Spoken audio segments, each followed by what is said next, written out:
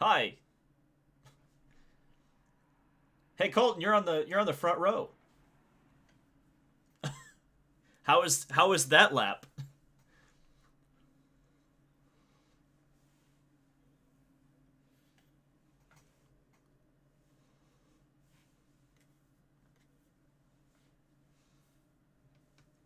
Nope.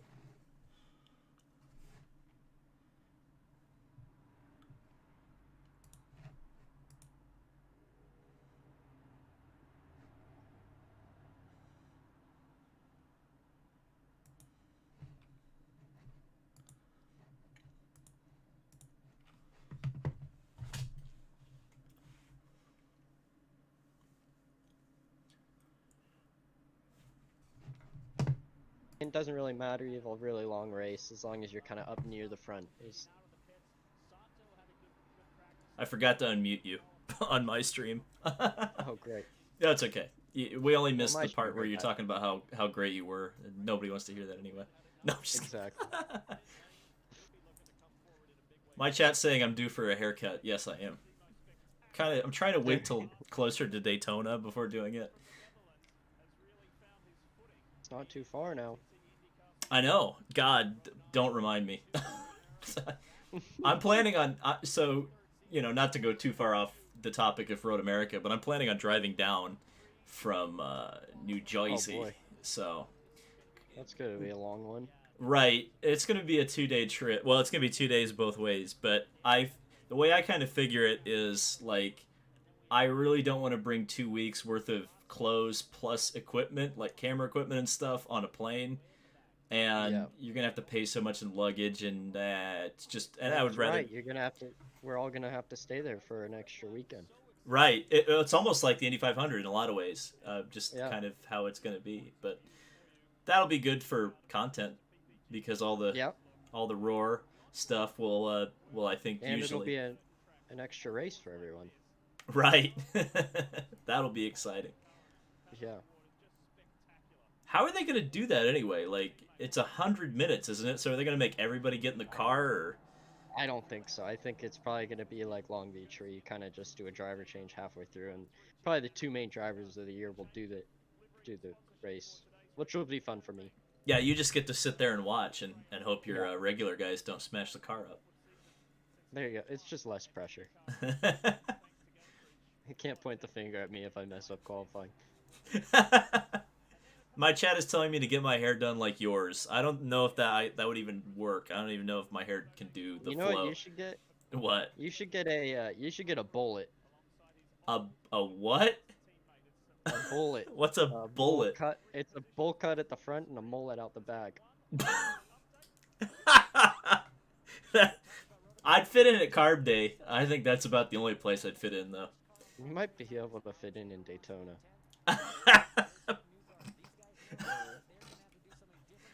Maybe for that race in February.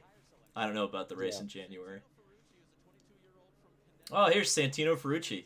This is your favorite driver, isn't it, Colton? Yeah. So I've got to give a shout out because I didn't do it in the last video to the Johnsonville brats at Road America with some honey mustard and onions on it. My God, that was a delightful tasting experience. I just gotta say that. In fact, all the food at Road America They do a great rivals job. rivals Lime Rock. Ironically enough, I think Lime Rock's got the best food uh, as a I can't track. comment on that because I haven't been to Lime Rock since like 2012 or 2013 was the last time I drove there. Really? Wow. Since well, I mean, there's not many things that go there, right? Like as far as like my side of racing. Right. So I did Skip Barber there, but that was it. All right, here we go. And my headset's dying, so I gotta plug my headset in now.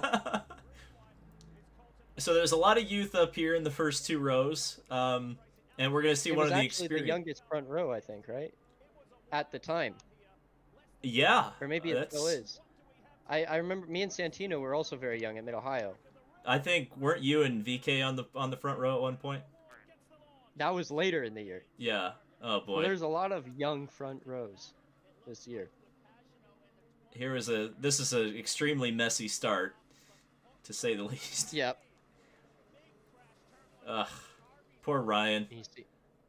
I think that's what Marshall Pruitt calls the cartoon anvil. Oh yeah, and you can, and it's not over yet. No.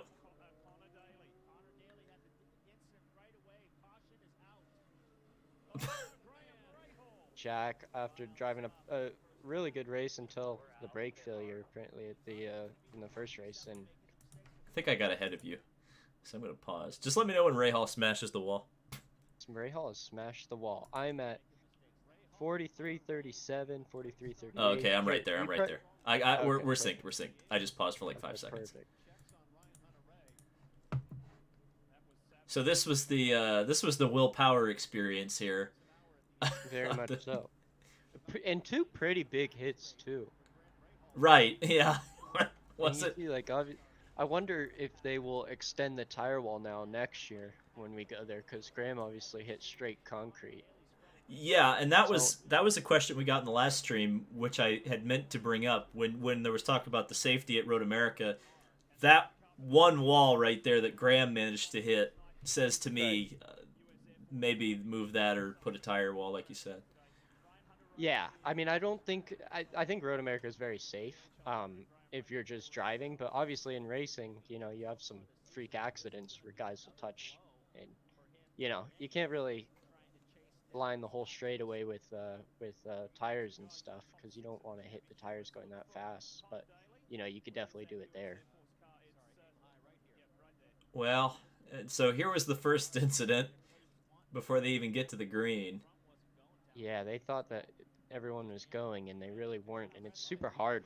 Obviously, you have to think Connor Daly's basically right on the floor there going over the crest and can't really see. So, you know.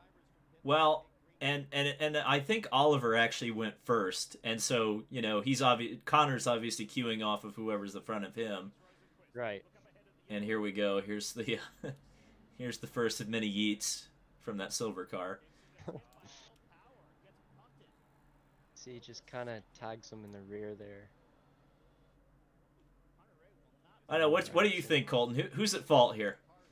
I mean, I had to say it's probably more on willpower, because you see Ryan's getting squeezed from the right from Graham, so he has nowhere to go, and willpower definitely can back out of it there. Um, so yeah, I mean, it's like you can see Graham kind of coming up, and then Ryan moves over because him and Graham are going to touch, and then you know, and I think he's actually hit the brakes, and Will wasn't even there yet, and then just kind of got caught out with that. So. And that wasn't very good either. Yeah. That was pretty bad too. It's a bad place to hit. Yeah, right on the corner there of the wall. Have you even seen this yet? I have. Yes, okay. I have. I always watch the races afterwards, so. Oh, I've forgotten who he actually hits when he's kind of fishtailing on the... Yeah. And kind of that'll come into play later, I guess. We'll see like how Rosenquist doesn't have damage, but that could have been a big crucial part in Rosenquist's day if he did get damage. See, it's pretty violent with his head too. And of course, if we remember the previous day's race, Graham was really kind of in contention to win, and now he doesn't even get a chance at all. Right. Which is kind of the killer of these with these double headers, as you'll find out in the next race. In the first half of the year, really the whole year, but really the first half of the year, like you can see, like the Rahal equipment was really good, and they figured it out early. Kind of like Ganassi did, because Graham was really able to be very fast in most of the races early on in the year, and still at the end of the year. But there's more teams that kind of caught up at that point, so it was harder. Of course, they had to rebuild this car overnight after. Do you think the thought process? Yeah, exactly. No, go on with the thought process. Somebody said, "Do you think the thought process might have been if I hit the brakes, someone behind me jacks me up?" Absolutely not, because you don't really think about that, right? And that's not something that you can control, right? It's the difference between, braking of like 3 feet, 4 feet, 5 feet on the start. So, you're not if you're braking, 3 feet earlier, it's not going to make the difference between somebody jacks you up in the rear or not. So, um, yeah, you're not really thinking about that. Lemu, emu. Oh yeah. Can I please turn up? Okay, I guess I'll try to turn Colton up. I don't know why. Let me see. Okay, how do I do this? You can turn me up in Discord. Yeah, you're all the way up in Discord.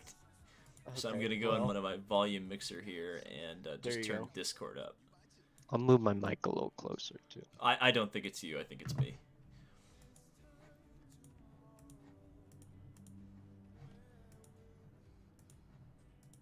Okay, I think.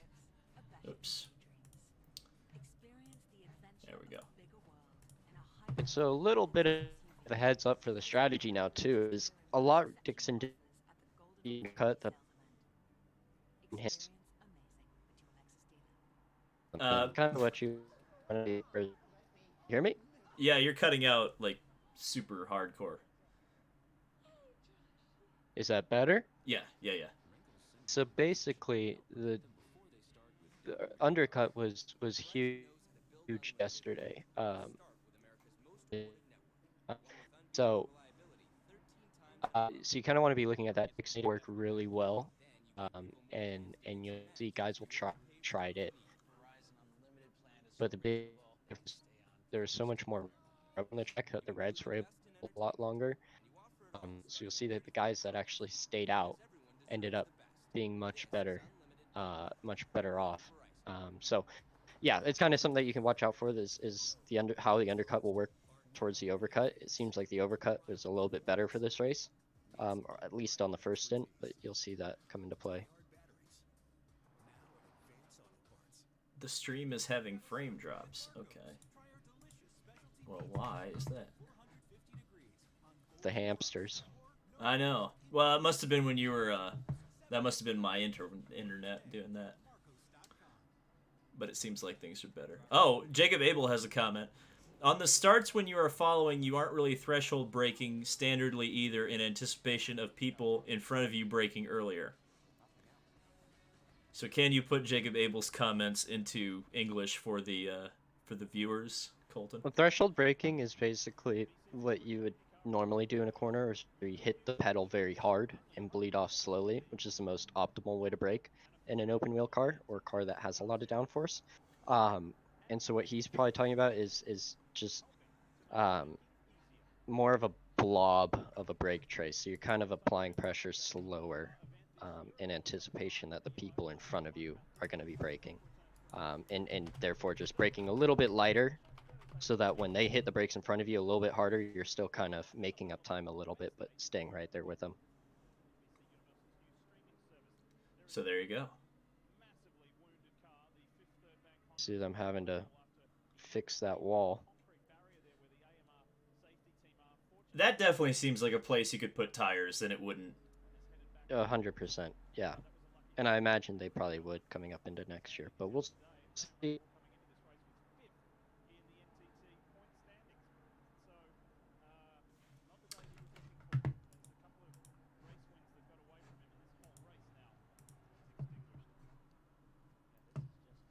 And like I said, for how fast Road America is, it is actually very safe.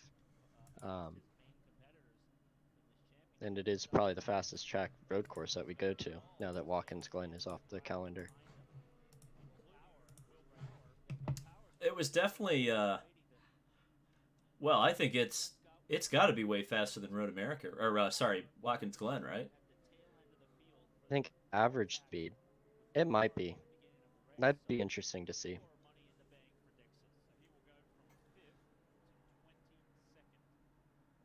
Eric's asking about your Rolex 24 plans. Here. I'm back. I made it. Okay. Yep. Did you hear my question? I did not hear your question. What was your question? What do you think about standing starts, and do you think they'll make a comeback at certain races? At one point I was at one point I liked them, or I liked the idea of them. but at the same time, I don't know. It just seems like for American racing, it just seems like our tradition is rolling starts. So I almost would like to see that just continue. I don't know. Maybe you could do it at a place like Long Beach where it would honestly be more fair to the field.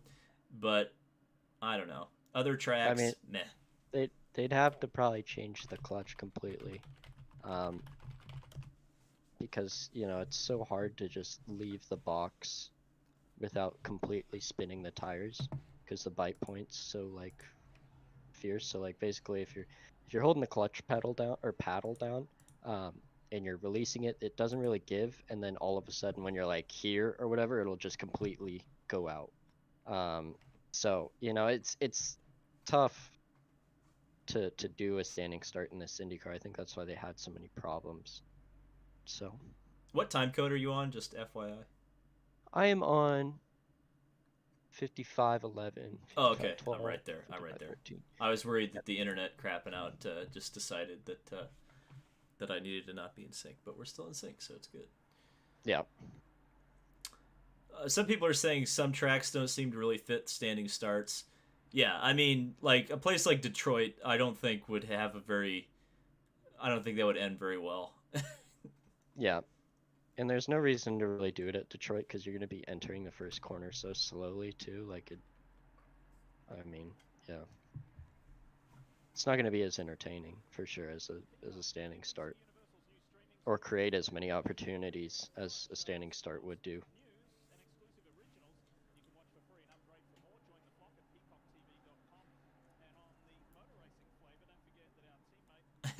And yes, a lot of people are bringing up Sebastian Saavedra, but like you said, I don't think that incident at the Indy GP all those years ago was necessarily like totally driver error. I think you hit it Yeah. on the head with you know this Like isn't it wasn't just him stalling, right? It's guys that, come from European backgrounds and have done a lot of standing starts too that stalled throughout that year when they did the standing starts. right exactly. I mean, you mentioned the clutches, so it that's got to have a big part in it. And so we're not done with willpower antics yet, but Yep. here you go. Yep, trying to keep Palu off me. The restart master. Well, yeah, actually, right when my internet decided to conk out, I was going to ask you because it looked like you guys got real close down there in turn three, and looked like he might have given you a little bit of the. He did, yeah. He nudged me off the track. Thank you for reminding me. And so actually, like he was ahead of me during the yellow, but they deemed that it was an unfair pass or whatever. So I got to get the spot back. Um, I don't remember, but I don't think it lasts. No, I don't think it does either. But We'll see though. maybe I'm wrong because I think maybe this is. No, it doesn't. I remember I was struggling a lot on the Reds at this point. I think I had such a good balance. This is actually the best race car I'd ever driven in qualifying. Um, it was so amazing. But then as soon as we got to the race, it's just a little bit too loose, and I feel like we are just kind of shredding the tires, um, from how loose the car was. Yusuf asked an interesting question that has nothing to do with Road America, but I'll ask it anyway because I'm interested in it. For a Canadian race that's not at Toronto, would you prefer Mosport or Montreal?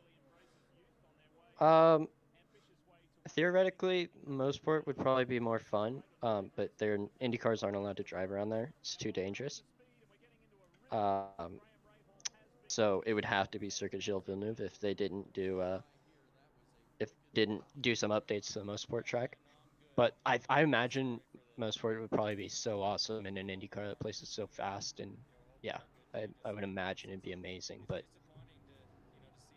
yeah, I don't know. I like Toronto though. I love being in Toronto. Like the city of Toronto's awesome. If have you been to that race, David? No. In fact, well, here's willpower going off the track. Here's a fun fact about me. I have never been out of the United States before. Really? Really, never been. And now it's Well, much tougher to get out of the country. yeah. I would have thought you would have been to Toronto at least once. No, That's a great race. I love that's one of like the events that I really love going to. Um, Obviously like the city of Toronto is pretty amazing. Oh, I you can see that's where I got oh squeezed by Pop there, yeah. and they deemed it unfair. I don't know. It was kind of close. I think they could have. I think really like they should have just kept them in front of me. But I wasn't upset about the decision either. No, yeah. I was about to say, don't advocate for you getting less positions. Come on. Colton, why did they do race one later in the day than race two? NBC. You can see the icon in the top right. That's why. Because we're on network television. And so they kind of make the decisions there. When we're on NBCSN, we have a lot more leeway and a lot more freedom. But when we're on NBC, they tell IndyCar what time the race is going to be. I definitely did not mind it starting earlier. Here we go. This happened right in front of me. Oh, really? Yeah. I kind of Oh my gosh. Kyle was filming, and I remember telling him, I was like, "You better film Power when he comes around here." And as it turned out, it was a good decision. So Because you got it on video. yeah, I think I'll have to go look back. I don't know if it was a great shot, but we definitely got it. Because I just kind Man, of had a feeling he was going to do that, and he did it. yeah. And you could see, like, obviously you saw him jump around, but he lost a little bit of his front wing too.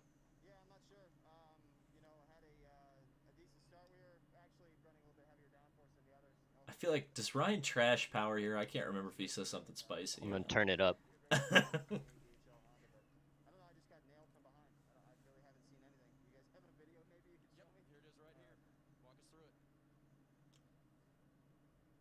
Here we go. Grill him.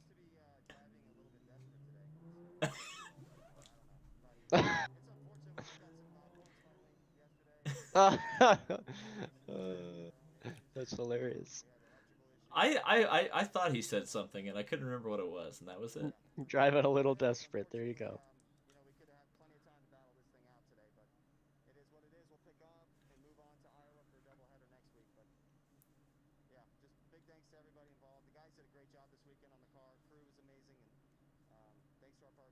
Colton, do you think racing twice in a weekend is tiring? Very. Not at Road America. Road America isn't tiring because of how long the straights are and stuff. But yeah, I think you go to Iowa and stuff, it's brutal. So brutal.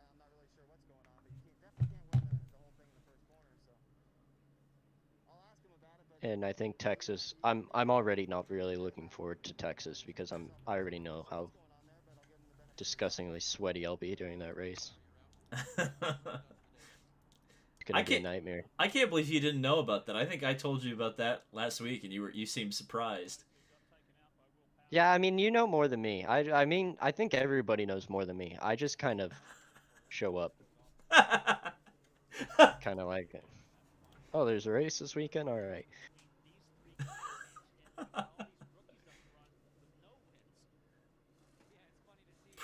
Preparation. Preparation. That's gotta piss some of your rivals off. like, oh, Herta doesn't pay any attention. He rolls in and he wins the race. Maybe.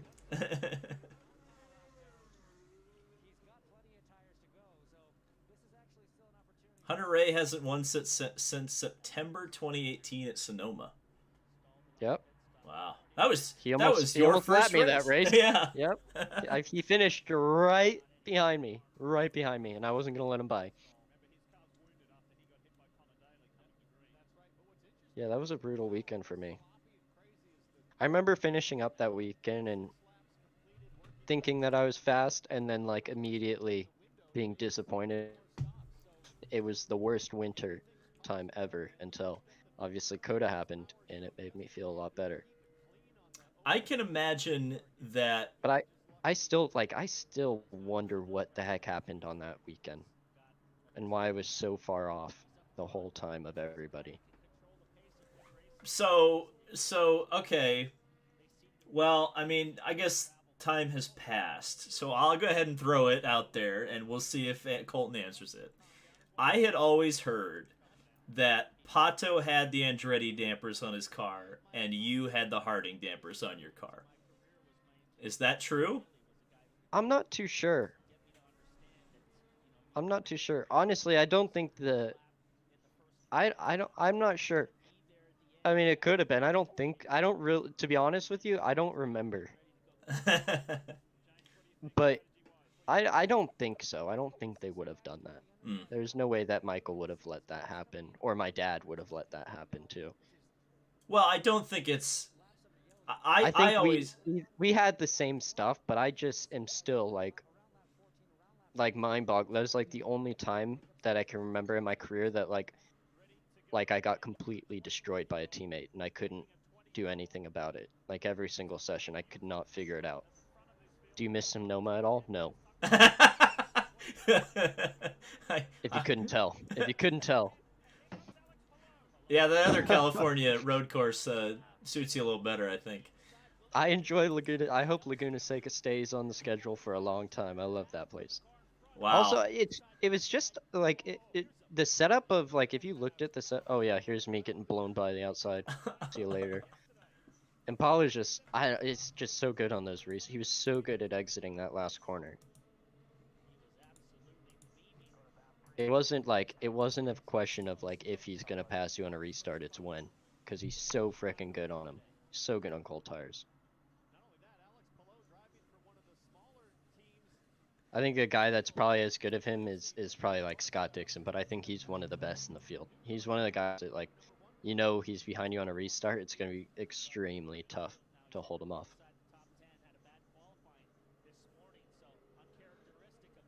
So yeah, I'll take that one. He outwheeled me there. Well, how does one get better on restarts? I think it depends on a lot of things, right? It depends on setup and your tire warming procedure, and I think mostly it's probably down to setup, but also like the just like the sheer feel of like having on like the cold tires and how much you can push, because it is completely different. So, I think, and you can see like he's obviously running down Pato already too, even with all the aero buff going through the carousel, he's still right there. I can't remember why the charge kind of stops here because I don't think Palu ever actually passed a Ward. I don't think he did either. I think kind of, I think once the tires warmed up, Pato was way quicker. Right. So, I think Palu stayed with him in this first stint, but I think over the race, I don't think he really had anything for Pato. This is an interesting question.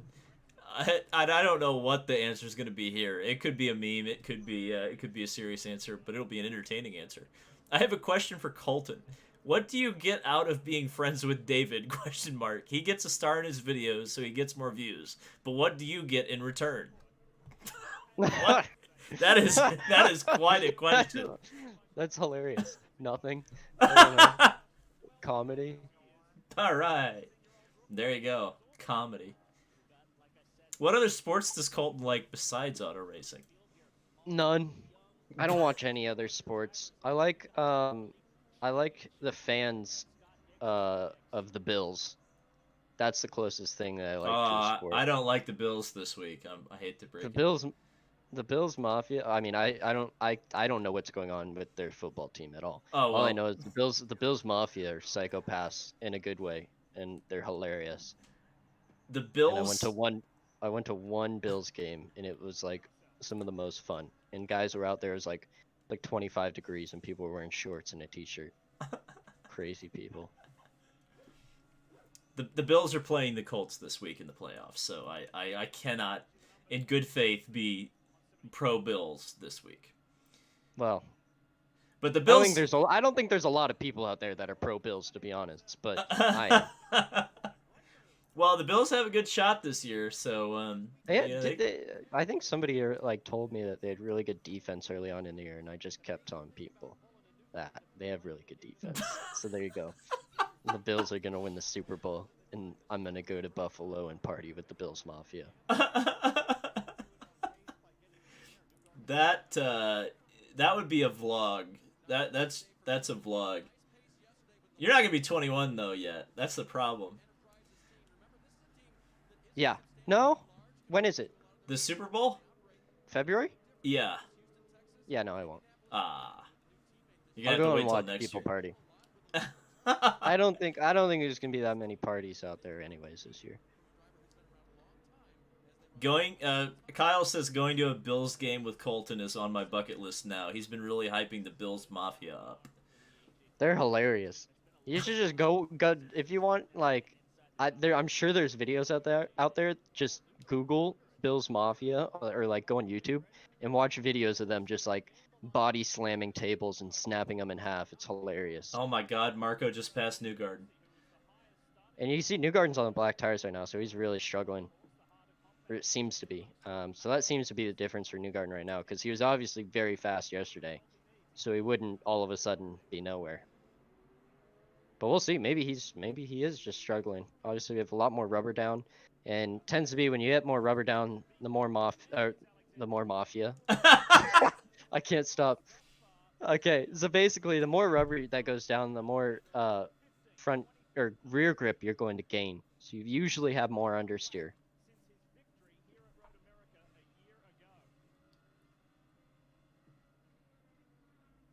Colton asked David, "What do you think about David? What do you think about Philip Rivers, David?" I don't trust him one bit in the playoffs. I think he's gonna. I mean, if there's even a chance against the Bills, he's probably gonna throw an interception in the fourth quarter. But it'll be nice to see the Colts on TV again. That's something that I struggle to do living in New Jersey, and one of the other, like list number 97 of why I need to move back to Indianapolis. But There you go. yeah. So yeah, I do not trust Philip Rivers, but at the same time, if he gets a hot streak going, and the Colts can certainly beat Kansas City if they can beat Buffalo. So I don't know. The Colts could be sneaky. We'll see. Colts for a Super Bowl. I would be so happy. It'd be very 2022. Philip Rivers led Colts team winning the And Super what Bowl. are you gonna do when the Bills shut down the Colts? Just go. I won't get mad. I'll just be like, yeah, that was probably what I would have expected to happen. I'll be madder There you if go. the Colts like blow it. If they like get like 3 touchdowns right away and look like they're shutting the Bills down, and the Bills come back and win. Then I'll be probably upset. But if they just get blown out, I'll just go, okay, yeah, it's 2021, David. Whatever. I figure it's December. It's December 35th, 2020. Yeah.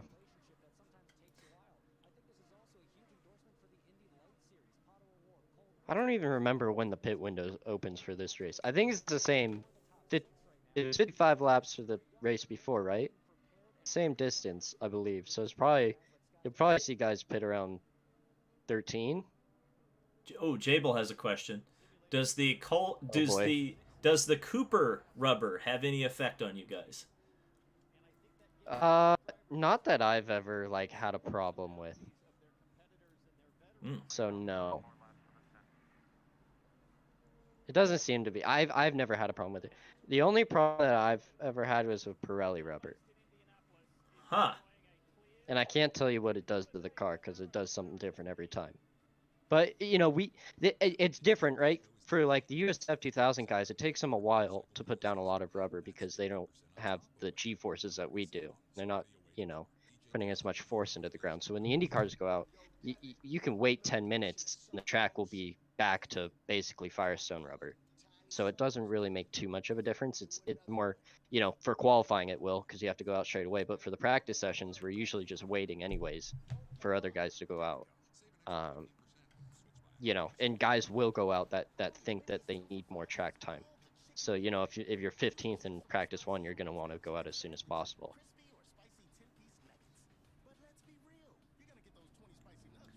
I wonder if there's some sort of a collaboration between Cooper and Firestone to make sure that the rubber compounds are compatible. Yeah, there might be. Because I mean, it could be because I've never had a problem with it. I've also, I don't remember really having a problem with. Well, I guess it wouldn't really matter because Indy Lights never really ran after IndyCar. It was always usually right before, so it was never really a problem for for us to feel Firestone, but I don't remember Firestone rubber being a problem in Indy Lights. Maybe that's a question for Jable. Does it make a difference for the USF 2000 car? No, I'm not growing a Or bald Pro spot. Mazda? for Pro Mazda. David's growing a bullet. Yeah, Oh, see, here we go. Dixon's the first one to bite the bullet like yesterday. 13. Oh, and me. and you. I remember we thought we were like slow, so we were like, okay, we'll just get off of these and go to the blacks as soon as possible. And a pretty good stop. I don't know what the heck I'm doing there. I'm waiting. Just kind of got lucky that Dixon Oops. didn't get us there because I waited so freaking long. That's the second time someone's pulled out in front of Pagano during this weekend. I know. I don't even know what the rule is on unsafe release because it kind of seems like that would be an unsafe release in like I feel like European motorsports, but here it seems like it has to be a little bit more evident. So I don't, do you know the rule for that? I feel like the only time they ever call any kind of a pit lane penalty is like when either they run something over, and even then sometimes they just give a warning, or if they Yeah. actually hit crew guys. Or hit another car when they're exiting. Right, yeah. Like we'll see at Indianapolis. Oh, God. That race, I cannot wait to watch that race again. Very controversial calls there. Be interesting to see what David thinks about it. I don't remember. I don't remember having like a passionate feeling one way or another on that. But maybe rewatching it, we'll have to see. You see the right rear guy either dropped the nut or just couldn't find it. Woo! We'll see if the right rear guy drops the nut or what happens. Or we won't, because legs are in the way. Oh, he just struggles to get it on.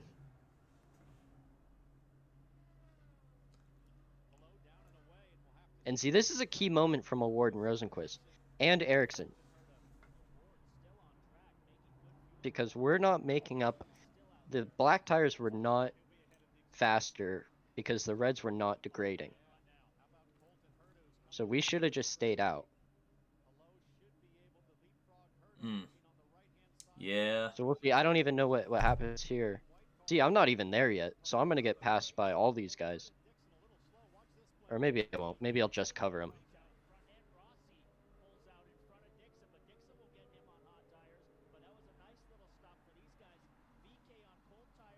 Oh, man. So obviously trying to make up the time as soon as possible because he's on cold tires. But it should be pretty easy now. Tighten the belts a little bit. Fix the hair.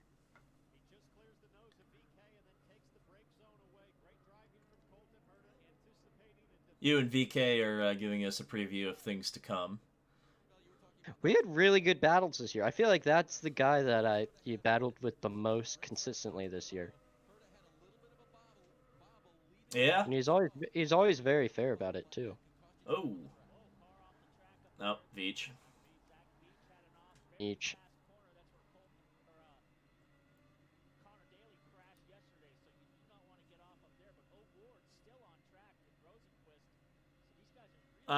This is an interesting question. I don't know if it's really going to have an interesting answer, but does the air hose going to the helmet affect driving? I don't know. Well, maybe I should. No. Yeah.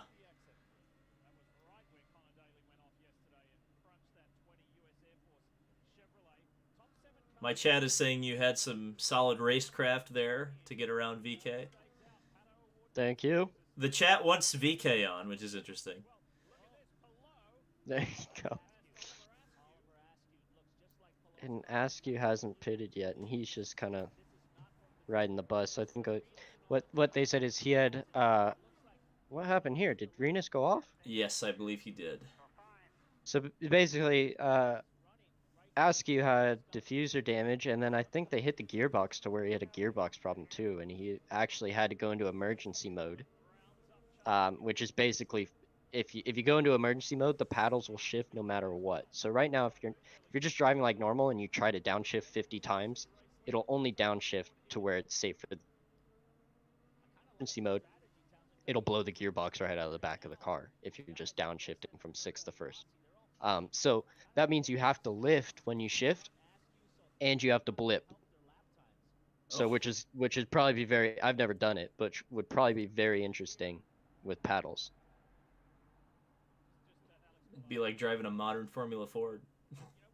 And I guess for anybody that doesn't know what blipping is, it's when you kind of when you originally for an H pattern you would match revs so that the car wouldn't lock the rear brake. So you would brake, and as you were downshifting, basically going through neutral, hit the throttle, and it would match the revs up to what the gear is going to be going into the next gear, right? So you're shifting from fourth to third. Let's say you're shifting from fourth at 5,000 RPM and going to third, which is going to be, way up in the revs, and then you blip to kind of get it up into the revs so it matches.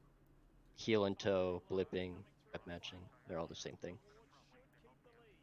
So pretty much Askew was driving in 1995 while everybody else is driving in 2020. Exactly.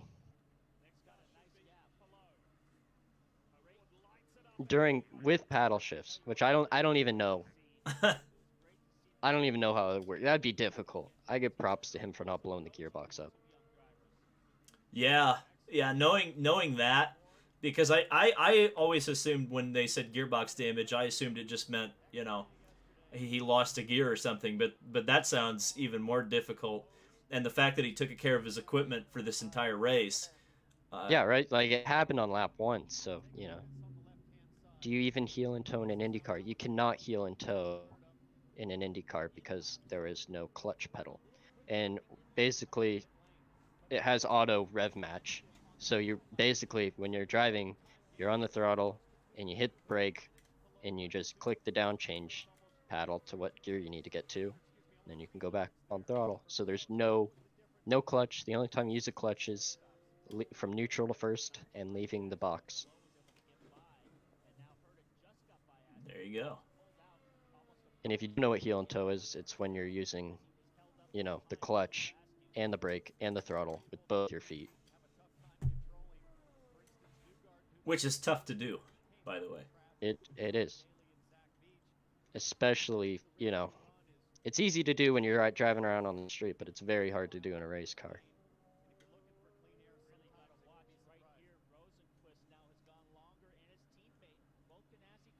Boy, Askew really got a bad rap for a lot of things that were out of his control. He did not have a great year, and not all of it was his fault for sure. He definitely had a very unlucky year.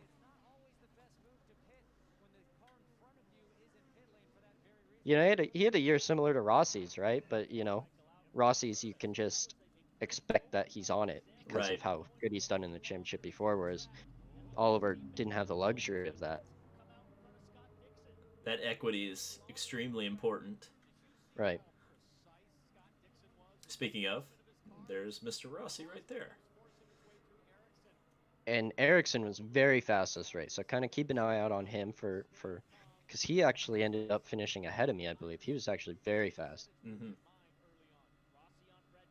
Well, that's one thing I do want to kind of tie up the bow on Askew is, and I've even said this to him, is that I don't think his IndyCar, and I think he might think his IndyCar career is over, but I don't think his IndyCar career is over because one thing that I always keep in mind is that Simon Pagenaud kind of got pushed out under similar circumstances from IndyCar racing after his rookie year. He went to sports cars for a couple of years, absolutely kicked ass, and came back because people wanted to hire him in IndyCar. So I do think. Oh no, go on. This is the worst year. This is the worst year to lose a ride, right? Like you have guys like Jimmy coming in. It was hard for Jimmy to find a ride. It was hard for Kevin Magnussen and Roman Grosjean to find a ride, right? So it's not the guys that have so much more racing experience and have done so much more in the sport, and they can't find a ride, right? Like that's the reason it's down to. I think there's a lot of people in the paddock that know that he's quick. Well, that's kind of what I'm getting at is that I think he will do fine in sports cars. He'll probably excel, and I think opportunities will open up for him in the future. Right, I agree.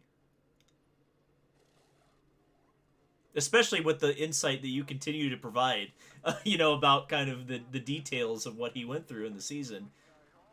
Yeah. And the more that gets publicized, the more people kind of realize it. Wow. There's a lot of these things that a lot of these drivers go through, but no one ever knows except for teams themselves. So try to unfold some of those while we go along here. And you can hear him too. Did you hear him? Do you hear the chatter? No, but I can certainly turn up the audio on the. If you turn up the audio, you can hear the rear brakes locking because of how hard it is to blip while using the paddle. Oh well, not now. But I tried to. you could hear it into that, and you could see how he's going a little bit opposite lock into that corner because the rear brakes are locking. Askew's driving an LMP3 chat, just so you guys know. And no, Herta didn't break any news on Roman and Magnussen. Herta, haven't we already established that Herta knows nothing? Yeah. All I know is David Land tells me all my info. Oh no. That's David Land videos. I'm gonna make that an endorsement. There you go. I'll send you the royalties check.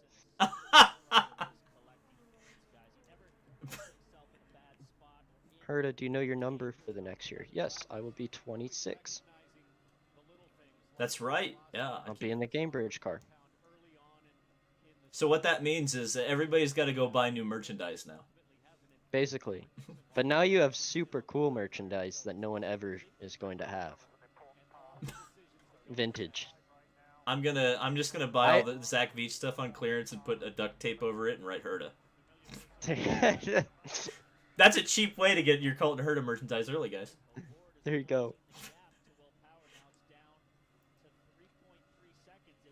Reddit is gonna be pissed at Colton for getting his info from David. Reddit's gonna do its thing.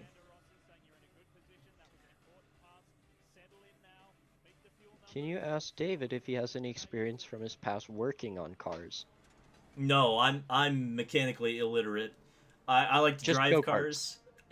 Oh, dude, no, I can't work on my go-kart. Are you kidding me? You can't work on your go-kart? No, I can put the tires on and change the oil. That's about it. I am completely mechanically dumb. I have no idea what I'm doing.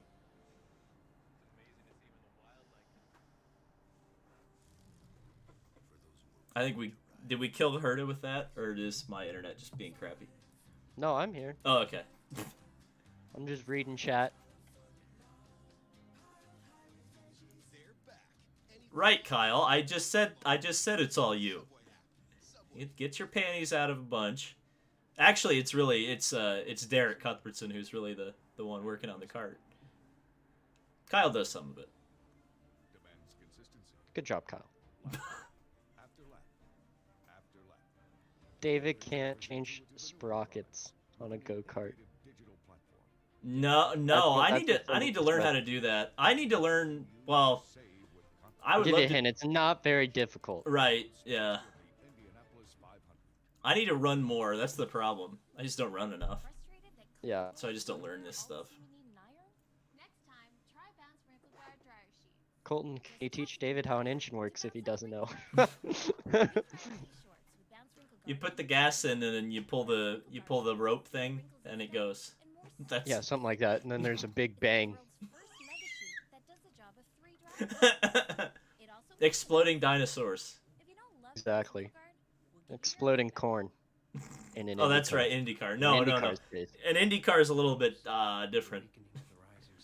You put a stick in the back of that one and start it. A really fast spinning metal.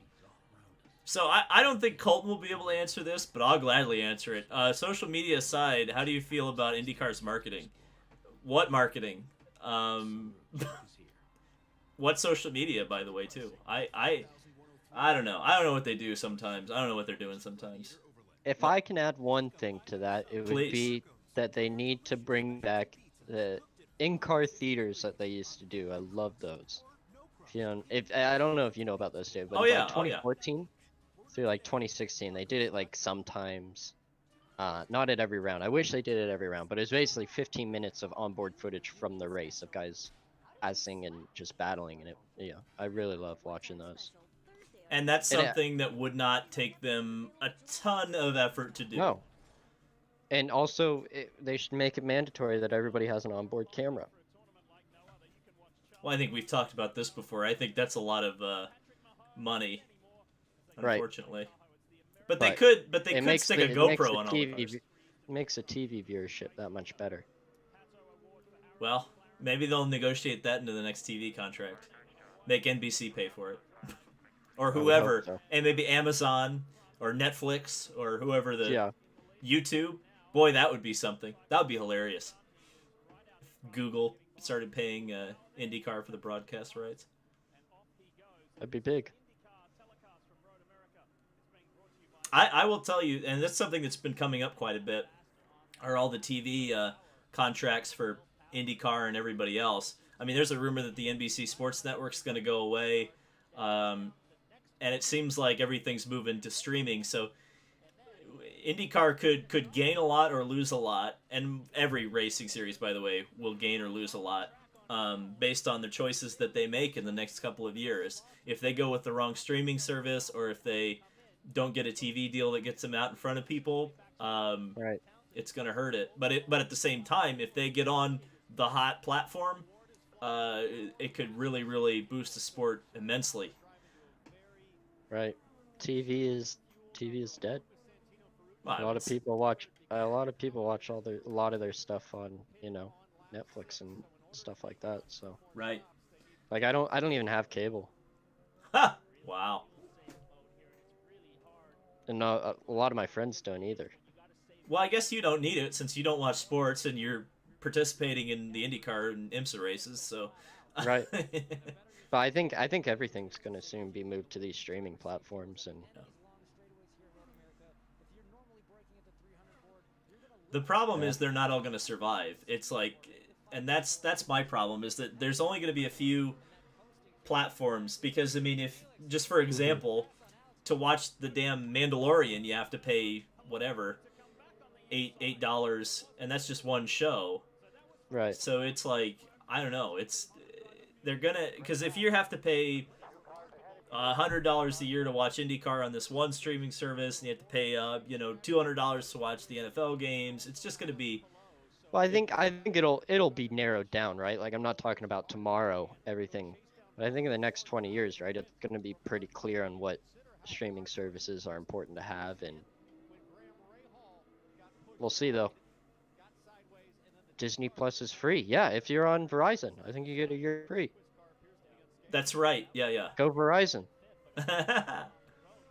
We used to get I remember we used to get free when Verizon was one of the head sponsors of IndyCar. We used to get free phone plans, which was cool. Oh, that's badass. And you get a free iPhone every year, which was awesome. I didn't. My dad did. I wasn't an IndyCar by then, but That's right. So Mandalorian Felix is, IndyCar sponsor. That would be Star Wars sponsored Marco, didn't he? They did. So Lucasfilm had a Yeah. deal with Marco in 08 because they had the Indiana Jones cart, the 500, and Yeah. Milwaukee, I think. Didn't they have a Star Wars car? Yeah, Clone Wars car at Sonoma. Yeah. In fact, I have the diecast somewhere. I don't know where it is. I've got the Indiana Jones cart. Blockbuster cars are probably worth a lot now. I know, yeah. You know what's funny? What's really funny, and your boss isn't going to want to hear this, but the Andrettis are associated with so many, like, have been sponsored by so many dead businesses. Blockbuster, Kmart, H.H. Gregg. I'm sure there's a couple Valvoline. more. Haviland, yeah. Well, Actually, Haveline's quite big in the Northwest. yeah, they got bought by Chevron, so they're all right. Because there are still some Texaco stations. But like out where I live, you wouldn't find one anywhere. No. I think it's really just a southern thing. Now, anyway. Yeah. Kmart just went out of business in my town. Really? Wow, I'm surprised you still had one this long. Now it's some like Bob's Furniture store. Wow. Well, at least they moved It was a in- part of the problem too. Never went to Kmart. Well, Come on, Colton.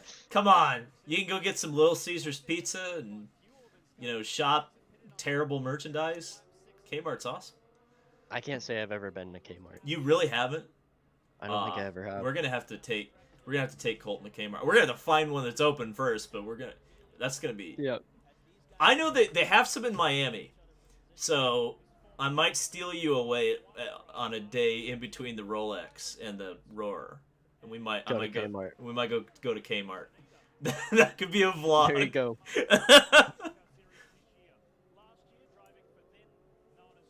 So like I was talking about, how Ericsson was super fast. You can see he caught up to me, Dixon. And Well, he's while we were talking right about on that, us. Rosenquist went from like 5th to 2nd. right. Like that's what I was talking about. Is the overcut was that much better, and he stayed out. I think we pitted 1 lap earlier than Pato, but stayed out like 2 laps later than me and Dixon. So.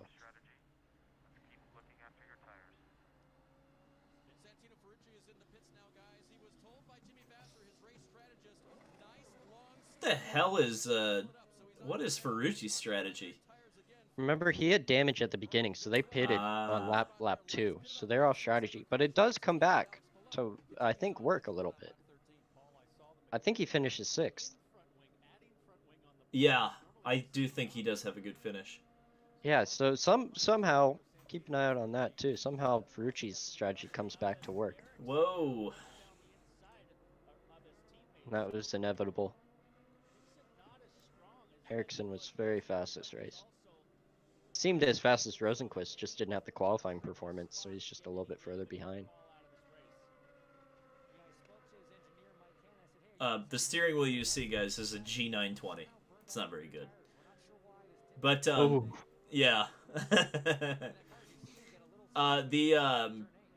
Ericsson will be an interesting story next year, or this year, sorry. It's this year now, right, okay. Because I do think it's interesting that Chip kept him on for another year. I mean, I'm sure there was financial considerations there, but at the same time, I thought he did exceptionally well for Schmidt, and with a second year with Ganassi, I think he could really surprise some people. He's a really fast driver. I think a lot of people can kind of forget that he's actually a really fast driver. So, did I ever meet the greatest IndyCar driver ever, Stefano Coletti? No. I did not. Stefano Coletti. Oh man. Somebody had a question for you, I think. I don't know where it went though. Do you guys ever get the number of turns of front wing wrong, or too many turns, not enough turns all the time? Happens a lot for everybody. But it's not enough to make a difference in the setup. So, it's probably they couldn't get half a turn in, or we'll see if they do front wing. You'll be able to tell 1, 2, 3, 1, 2, 2. Yeah, see, he only got 2 of the turns in. Well, so it happened right there. It happens a lot. Eric Markuson was right on me. So I guess my question would be about the front wing. Why hasn't a solution been engineered where you have that ability to adjust the wing on your steering wheel? Like, why does a guy on the wall still have to make the turn? I don't know that the technology is there. Really? I mean, I'm sure wouldn't it be like DRS? It wouldn't be, because DRS is just one motion to turn the wing up and down. Right, but theoretically, couldn't you engineer something that? I don't know. Yeah. I'm not an engineer. I wouldn't be able to help you with that one. I think the thing too is, right, you're adding weight and you're adding costs too, so I don't even know if it'd be worth it after that. But if there's an engineer out there that would want to do it on an Andretti car, get you an appointment. Well, it would be a lot easier. That's the thing that I never understand, like, in this particular era of IndyCar racing. You talk about weight, and honestly, again, like, all the cars are, like, not completely the same, but they're very, very similar. So to me, if something helps the show and it adds weight, cough, cough, onboard starters, why not do it, Right.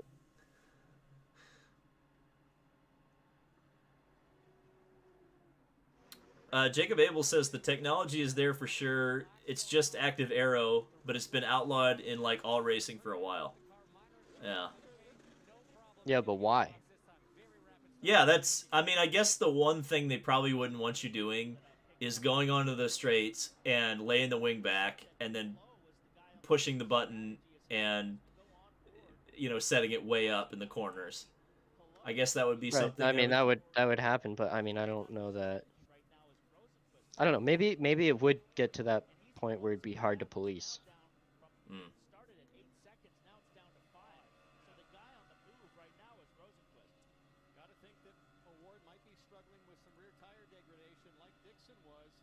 With the Indy 500 being aired on a few European channels, so you think that with time and some marketing department, IndyCar could open itself up to new fans in other countries? Oh, absolutely. I think this is Hmm. something that frustrates the hell out of me because they had a lot of trouble with the new TV contract getting IndyCar's product out in front of people. What I thought was, why would you not stream on YouTube or Facebook or whatever all of the sessions and geo block it in the United States or whatever, so that curious F1 fans or curious international fans can check it out and don't have to like pay for whatever. I think you have to pay for like what is it? It's D something. I can't remember. It's like D. It's not D Live or something. It's called something in Europe. It's like some David really. Land Live. No, it's not David Land Live. No, I don't have the money to pay IndyCar for the international streaming rights. But hey, look, it's Colton Herta in the pits, going from blacks to There we go. blacks. Interesting. And that was, I mean, that was really the tire choice this race. I think a lot of guys you'll see are going to do that. They either started on blacks and go to reds and then go back to blacks, or try to get the reds out of the way based on the first race where they weren't as good. But it seems like this race they actually weren't terrible. Um, they kind of held on. So I wonder if maybe we'll see some people later go to used reds.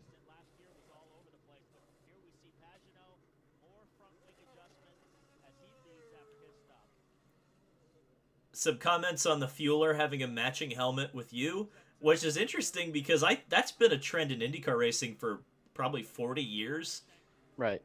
Why is that even a thing? It's always interesting that it's only the Fueler that usually apes the I, driver's helmet.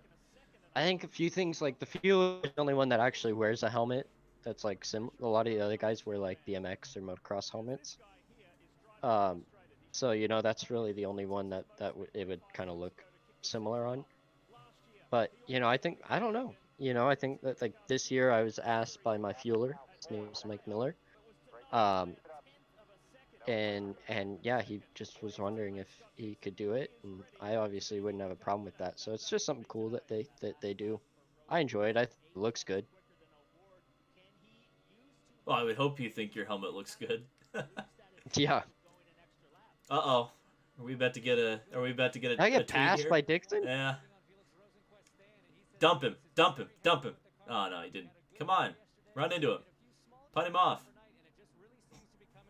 Did not have it. And that I think he undercutted me, right? He undercutted me there. Yeah. Then Mm-hmm. that's what happened. Is I came out on cold tires there. So now I got to try to get back by him. I think I was fast this race.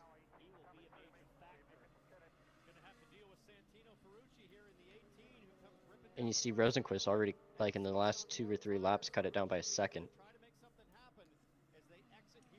So now he's only 4 seconds back.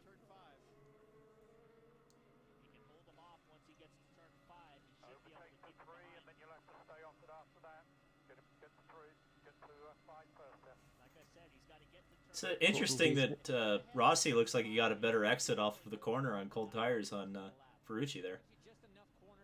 Yeah, I think, Rossi's, it looks like Rossi just has way more pace than him, to be honest. And you can see he's squaring out the corners a lot better than Santino, too. So, I don't know. It's very difficult to get the black tires up to 10th at a lot of places. So, yeah. People rag Formula on One would be. Do you think Formula One would be better off if it went spec like IndyCar? No. I think to a certain degree, probably. but I don't think you want it to be fully spec, right? Because, for what Formula One is, its tech is incredible. So I think that's really what I enjoy in Formula One, right? I never look forward to a Formula One race and expect great racing. I expect to see, the fastest cars in the world and the best tech in the world. Yeah, I mean I agree with you. I think that's It would make the racing better, though, right? well, of course, but why not just watch Formula 2 at that point, you know? It's like Exactly. I don't know. I'm a purist. I wish IndyCar was a little more open. I don't think it has to be as open as Formula 1, but I No, think there is something to the cars being different and the car, new things being developed. And I get it. The money's not there right now in IndyCar for that, but the money is there in Formula 1, so I think more power to them. I think like J.R. Hildebrand said it, and it was probably the best description. Is that NASCAR is where you go to see, kind of the best entertainment in racing. Formula One is where you go to see the best tech in racing, and IndyCar is where you go to see like the purest racing. So I think he put it best in that sense. Every kind of motorsport is very different, top level motorsport. And they all have their pros and their cons. Right. MotoGP has the best balance. Yes, it does, but you know, Those unfortunately, race cars can't really compete with what they have to do, and those guys are also psychopaths. Those guys are crazy. I don't know how they do that. the It is very insane. the bike guys and like funny car drivers to me are like the two They're peak. crazy. Right. Yes, they are crazy. That's like one thing that doesn't matter how much you pay. I'd never do that. I would try a drag car, maybe, Like but Top I would Fuel or yeah, like to a certain degree, right? Like I'm not gonna go out there and just pull like a 4 second or whatever they do, but I would I would try it. I don't think I'd go full throttle, but I'd try it. For a MotoGP, I would never get on one of those bikes. Mario did. Mario, Mario's a different that I don't there's less cars in the world that he hasn't driven than he has. He's done so much. So cool. Mario actually got on a bike at Laguna Seca and went fast enough to qualify for the United States Grand Prix and just was kind of like putting around. He wasn't really. Oh, look at that issue on the. And that's killer. 'Cause it probably would have made his job a lot easier, but we know what happens in the end. Colton, do you have a moment to share a bit of respect for greatest Colombian racing driver ever, Carlos Huertas? A lot of people don't know this, but I actually lived with Carlos Huertas' mom in England when I was racing over there for a little bit. What? Yeah. Okay, whoa. Let's. How? What is? How does that connection happen? Well, he was originally, raced in Europe. That's where he came from Right. before IndyCar. Yeah. So, yeah, and she still lived out there from when he was racing there. She loved it so much that she never left. And yeah, I lived there for like 2 months, 3 months while I was getting Wow. situated over there. That What is- happened to him? I don't know. Does he race now, or is he just kind of? I don't know what Not he doing does. anything. He had a quote unquote inner ear infection, which a lot of people remember thought that. was him running out of money. But I don't know. I haven't heard much from I him. think he just dropped the mic. He just won an IndyCar race and dipped. Yeah, that was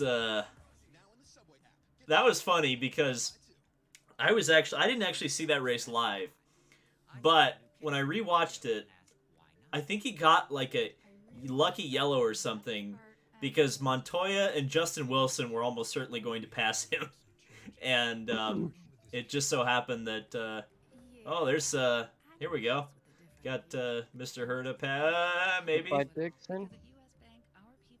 And luckily, he didn't give me a hard time there at all. He really could have defended and make it tougher, but was he the one with the inner ear infection? I believe he was. Yeah. Mm-hmm. Yeah. I remember that. I was, what was that, 2016? 2015, because he'd already qualified for the 500 and they pulled him out. And So that was actually when I was living with her. oh wow, And she was very lovely and took very good care of me. And she made incredible food, which was the most important part. That's awesome. So did you ever have you ever actually met Carlos then? No, That's no, he never came by hilarious. when I was there. You've lived with his mom, and Yeah, his mom cooked you food, but you have never met Carlos. there you go. That's amazing. Oh, they're saying he's done a lot of coaching with Rob Wilson. I did coaching with Rob Wilson too. It's a lot of guys that have done that. There you Kevin go. Magnuson, Nico Hulkenberg was one of the bigger guys that did it. Sergio Perez, Sebastian Vettel, Marco Andretti did it. Um, Lando Norris. I think there's most of the guys that raced in British Formula 3 and raced in England have gone to Rob Wilson at least once, Wow. which is awesome. If you ever get the chance, I don't even know if he does it for like normal people, I doubt but it. if Not with I that don't, I, client list. I don't know. Even I mean, you have to think about it too, right? Like we're all nobodies when he's training us. Hmm. So it's not like, a lot of the guys aren't going there now. Although I think Marco did like 2 years ago or something like that. That was last year. David isn't a normal guy though, someone said. I'm not a normal He guy. isn't. Well, I don't know. Depends what your definition of normal is, I guess. So here we go. This is the most important part for Felix's mentality, I guess. The five guys are so good in pit lane. I think they had the second fastest stops this year. And my guys actually were incredible. We had the third fastest stops this year behind Joseph's crew. So overall, I don't know how they do the calculations, but overall average pit time, Yeah, something like that. that was definitely something. I mean, we'll see it when we get to Indianapolis, but there was a point where it wasn't the 5 crew, but it was the 7 crew beat Penske out of the pits in a pit Right, stop, yeah. and it was just like, wow. It's so competitive now too, right? Like these guys are training so much to do good, do well in the pits after working on the car all day. Yeah, Now, so that's what a lot of really people don't good job. understand is unlike NASCAR, there's not like a dedicated pit crew and a dedicated Right, mechanic crew. It's all the same exactly. people. And I think IndyCar could get to that point where they fly in guys, but it would, I think a lot of the guys that do it for NASCAR too, like, they're doing it for the truck teams and they're doing it for Xfinity teams and then the NASCAR team, so offsets the cost a lot. Right. Whereas, we'd just be flying them out for one day for IndyCar. Yeah, there's a lot of things that that would help in. A lot of things in IndyCar. It's like, wow, if there was just a little bit more money, it's like you do all these cool things and everything would be Yeah. better. But imagine if Red Bull did a one-off for Albon at the Indy 500. That would be amazing. But That'd be cool. It would be cool. I mean, it wouldn't be uncharted territories for Red Bull to be an IndyCar. Although that was a big time when Red Bull was pushing North American drivers and North Americans as a whole. So, they had the whole North American driver finding program that eventually got Scott Speed to Formula One. And even my teammate, John Edwards, was in the Red Bull Junior team at one point for the IMSA stuff. So, obviously, Red Bull was pushing North America a lot more at that point. So I don't know if it happened now, but who knows? They are doing DTM with Red Bull backing, so. But they were already in DTM, so I think it's easier. With Whitman, yeah. But of course, Jay Fry has a bunch of connections to Red Bull. In fact, the freaking aero screen was designed by Red Bull, so Yep. it's Red Bull weird. Technology. What I always thought was funny was the original Infinity Red Bull Racing, as it was once called in Formula One, was actually in IndyCar with an Infinity Red Bull Cheever Racing. Yep. Which, It was. Somebody just said it. Team Cheever in Yeah. the chat. It was. those cars were so beautiful, but they were so slow. That was my first diecast. Really? Wow. Was the Chiva car, yeah. 51. I think it's the number 51. Yep. That was Eddie's number. I would have been pretty. I would have been pretty young at that point. Yeah, you would have. Like, what was that? Like 2002? 2002 was the first year they made a diecast. I know that for sure, but I don't know if that was the car you had. So, I was 2 years old. What does it say on the box? Does it say anything on the box? I'm trying to find a. It says 8 plus on the boxes that are behind me. So you were about 6 years early there, bud. Yeah. I remember it was way different at that point in IndyCar racing too, because there was much more merchandise. And so I always looked forward at the first race I went to, which I don't remember what it was before St. Pete, but I remember vividly St. Pete. I would always go, and my mom would let me buy every single die cast that there was of the 1/64 scale. So we'd go, and at that point, it was basically the whole field would have a die cast in that era. So I loved it. And even my brother still has all my die casts now from when I used to play with them, all the 1/64 cars, which I probably have hundreds. Wow. You probably have some pretty rare ones in there if you bought all of the cars. Yeah, I remember. I always loved that. I always loved Scott Sharp's number 8 car. Yeah. I don't remember who he drove for during that. I love the livery of that when I was little. I think a lot of kids did. That was definitely one of the more eye-catching cars for sure. Yeah. And I always loved the Marlboro cars. I think again the look of those in person, like they couldn't really do it on the diecast like they did like the color in person. The diecast never showed off as good as like the 2004, 2005, 2006 Penske cars. Right. Well, they couldn't even put the chevrons on them. Like they were just white, right? With maybe an orange wing or something. Yeah, they had the orange peel like over the engine cover and the orange wing, front and rear wing. Back in my day, we actually got like the full liveries, even though they said Penske on them. But they didn't. Really? Yeah. They got rid of that shortly thereafter. You should show them off on. I'll show you one of my diecasts, which is the coolest diecast I have. Ooh. Let's see. It's one of my favorite cars.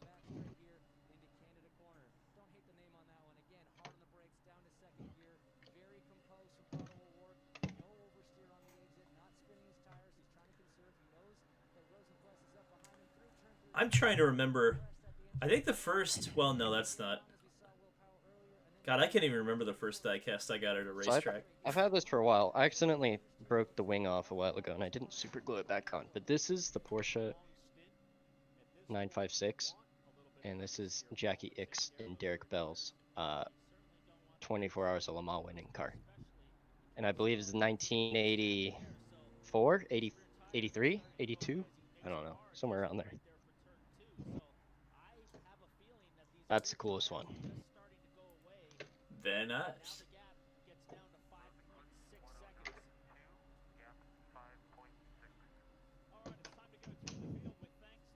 Oz Kitty Boy saying that Sharp drove for Kelly Racing, which is true, but he also drove for Fernandez. Oh, that's right. Yeah. Yeah, the Delphi. That was the car that, yeah.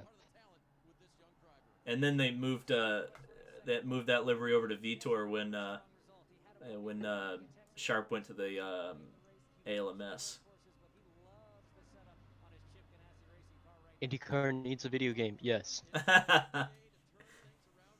I just hope one thing comes across it when they do make it, that they can make USF 2000 Pro Mazda and Indy Lights in it, and they can make it like a ranking, like when you play like NHL or FIFA and you start lower and you can kind of make your way up. That's what I always wished for in a racing game. You can kind of do it in iRacing now, because the both the Road to Indy cars have AI, so you can put the and Formula One kind of did it, but not really, but kind of. So they're getting there. They're slowly but surely. They added F2 and they added the ability for F2 drivers to move up. So Right. Eventually, I mean, unless EA, because I know EA just took them over, so who knows what's going to happen now. But Hmm. uh, the idea I would hope would be that F3 and F4 would eventually be added, and you'd have a big old pool of driver. I mean, what I wish they would do, and I don't know why they don't do this, because it would be so much fun to make the free agent pool bigger for the F1 games. Like, go license like a couple of you guys. Like, if I ran that game studio, I'd be like, let's license Colton Herta and Joseph Newgarden and a couple other drivers, from other forms of racing, and put them in the free agent Right. market. That would be fun. And just so, but by if you want to have some fun, or if you're starting your own team, you can pretend like you can go out and get whoever for your F1 team. Right. And that way it would feel more natural too, because you'd have guys getting Mhm. pushed out of F1 when they kind of don't perform very well, and then you actually have drivers who can step right in and actually perform, unlike the F2 drivers.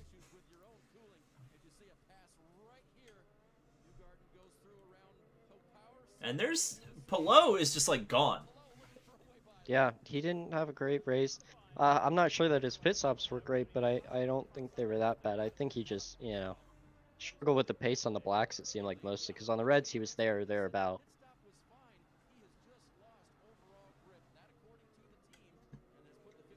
There you go. The broadcast just said the pit stop was fine, just lost overall grip. So it just seems like on the blacks he just doesn't have the car underneath him to challenge. You see all those marbles, oh my gosh, built up on the outside of the carousel. Alright, David, keep my stream entertained. I have to go to the bathroom. Oh, okay, fair enough. Hello, Colton stream and my stream. So what's up? I don't, unfortunately, I do not have Colton's chat, so I will not be able to read what you guys are saying. But yeah, I do appreciate that Colton's like asked me to do this. I think that's pretty cool. And if what was reported today comes to pass, which is that St. Pete might get delayed, it seems like we'll have a couple more weekends to do this before the season starts, so I guess in some way that'll be good. I wonder if the licensing cost for cars, sponsors, and tracks would make an IndyCar game viable and profitable for the developer.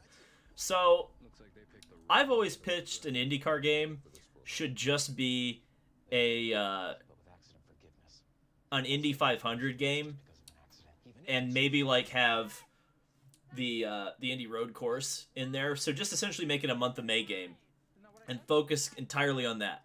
So you could have the Indy GP, you could have the Indy Lights cars and everything run at the Indy GP or whatever, and then you can have, I guess the Freedom 100 is gone, so you can put that in the game, but then you can have the Indy 500 and make sure that the game plays properly, and just call it Indy 500 the game, sell it for, $40 at a discounted price, but make sure it's a good game. And I think word of mouth with an IndyCar video game, if you got it right, the Jimmy Broadbents of the world would play it, and it would get 500,000 views on YouTube, and you only need a fraction of that in sales to be able to actually make any money. So I don't know. I think an IndyCar game could be good. They just have to focus on making a good product, and that's the big problem with the NASCAR games, is that they don't have a good product.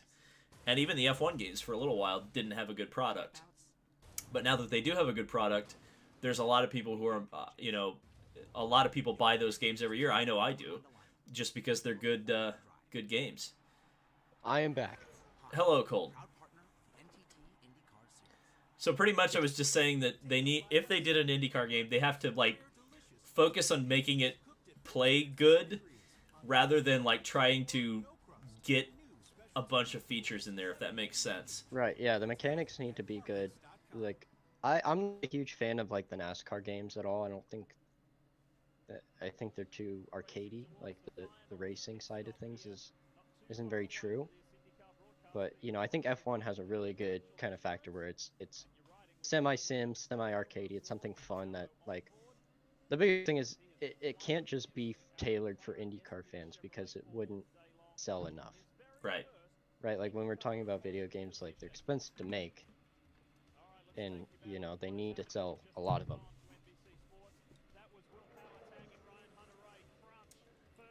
I feel like. Oh, hold on. I forgot what I was gonna say. Oh no. So the thing you mentioned about the NASCAR versus IndyCar, or sorry, NASCAR versus Formula One game, is that Hmm. while the Formula One game is not a simulator, I think it does a really good job of like when you play a race on F1 2020, especially if it's just like, a quick race where you're just doing the 2020 field and it's all the same Hmm. drivers and all the same cars. If you do a race and usually the result is Hamilton or Bottas wins and one of the Red Bulls is the other car on the podium. So, and the race plays out very similarly to the way a real Grand Prix plays out. Even if it, Hmm. it doesn't do everything exactly as real life would do it, the result is there and it feels like a Formula One race. That's the problem with the NASCAR games. They don't feel like you're playing a NASCAR race. Yeah, it feels pro. Which I mean, the thing is, it would have to be a multiple year thing. Right? Like, no, it's never gonna be like the IndyCar game comes out and everyone's gonna be satisfied with it and it's gonna be perfect. It's that with every video game ever. Right. It takes a few years to get into the operation where they kind of understand what people want and can tailor it towards that. Well, This is that's gonna why. be important coming up here because Yeah. Palto's gonna come in and it's gonna be and Rosenquist and it's gonna be important on what we talk about when that happens. Right. Well, I think I will just say this to kind of wrap up the video game thing. That's why I really advocate hard for like them simplifying things. I mean, I think Right. I've said why not just do an Indy 500 game? Like just focus on getting that right because that's the thing that's going to sell the game to normal people anyway. You go, hey, you can play Mhm. the Indy 500 in this game. Well, Right. okay, why not just make the first game just about that and use it as a way to sell to investors or just make the sales, but make sure that that plays out like the Indy 500. You know what I mean? Just like Hmm. you can play that game and it feels like the race.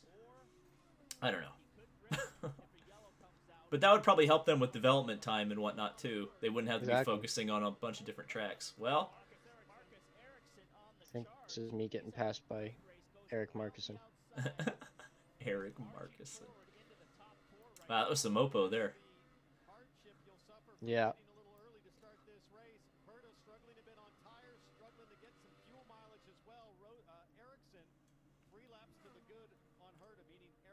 Marcus gets on the podium, doesn't he? No. No? Actually gets on the podium. Oh, spoiler. Paul Tracy, the James Hunt of IndyCar. He is straight wild. Maybe. Paul Tracy has been an interesting follow this offseason. I'll just say that. There you go.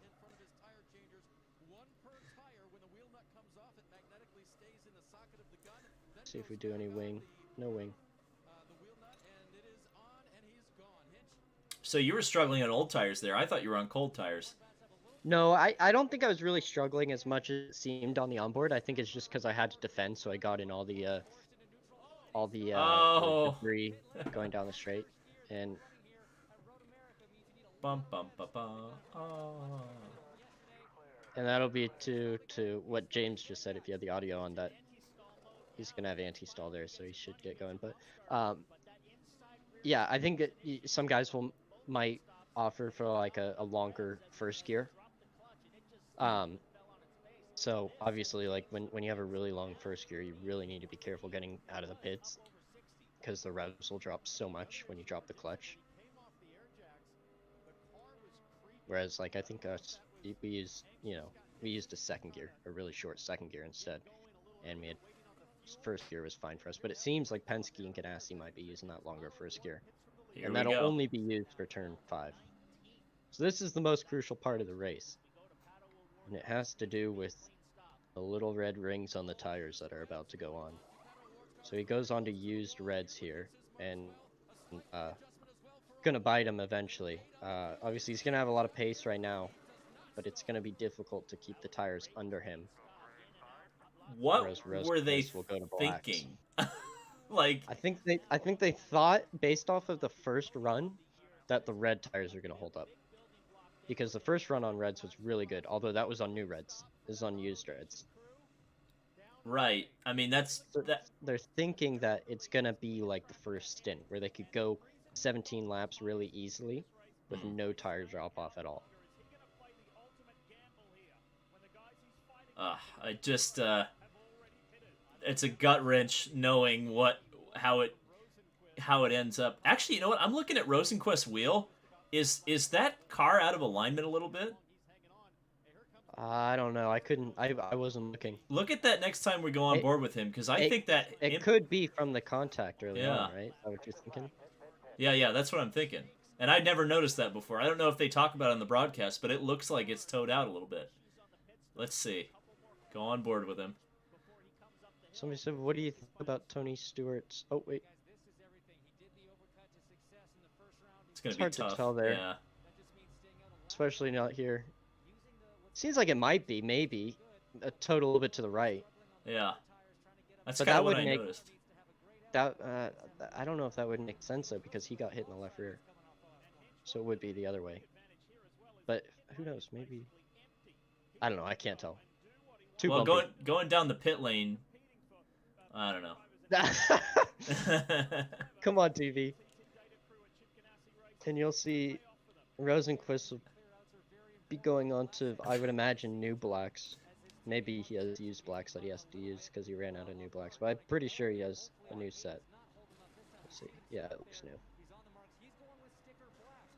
See, it's a little shiny.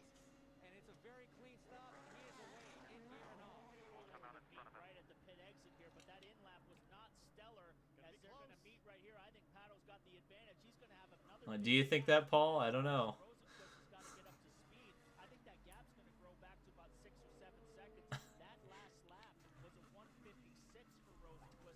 Somebody said, what do you think about Tony Stewart's SRX series? That'd be a better question for David because I haven't really read about it too much.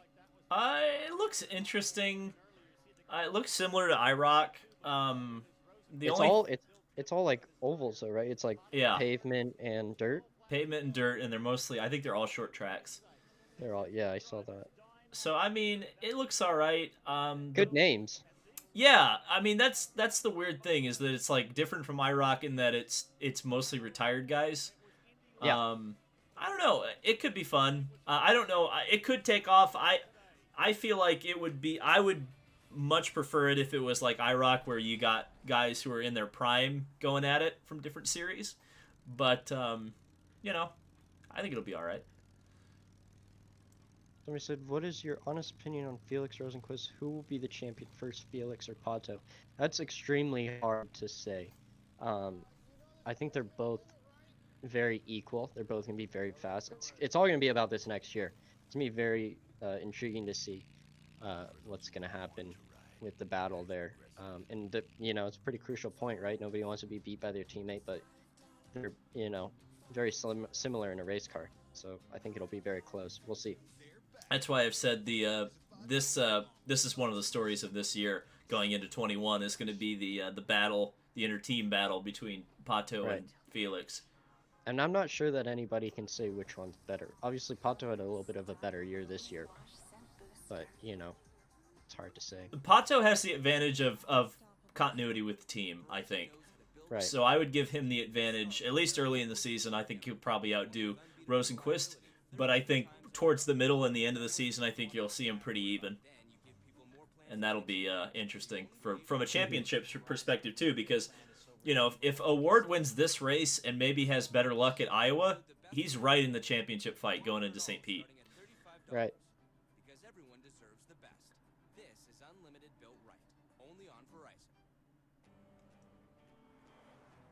Because, I mean, he was right there so many Didn't times. Pato have a double podium at Iowa? Yeah, but he could have won that race, and they screwed him up in the pits.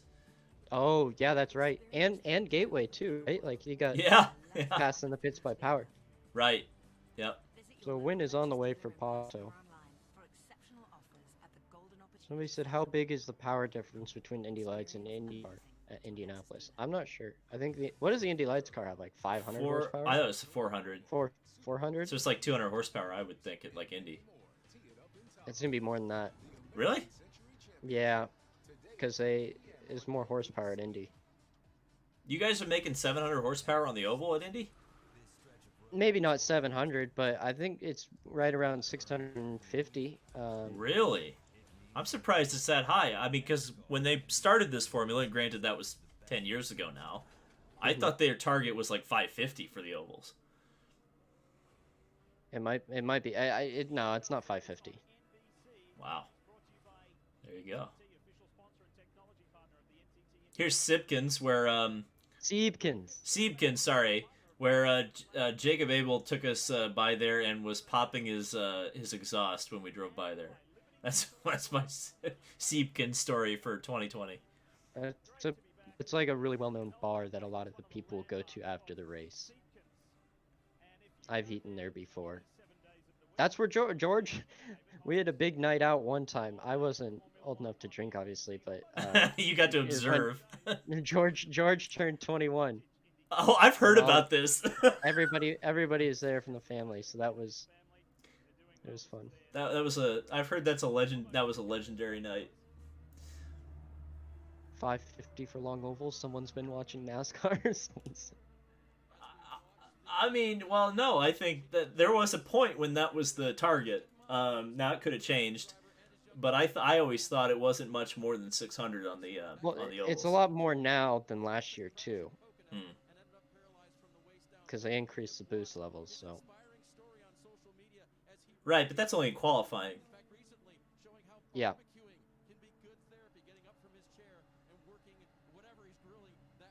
Ooh, the Seneca Lodge. Yeah, that's right. That's in Watkins Glen. God, I hope. Just a personal note. I really hope there's racing at Watkins Glen this year. I didn't realize how much I missed that track until I didn't get to go this year. Um, nice track. Nice track. and they did a repave, didn't they? Since IndyCar's been there, They have? I thought they didn't after the 2016 race. No, it was right before the 2016 race Oh, okay, because they were flying the last year they went to Watkins Glen. it's a fast track. I love driving around that place in the Indy Lights car. I think they have the track record there. Did you race in the year that it was like a monsoon for the Indy Lights Yeah, race? Yeah, hmm that it's a was fun race. I can imagine. I was standing on the inside of turn one with like a tarp over my head.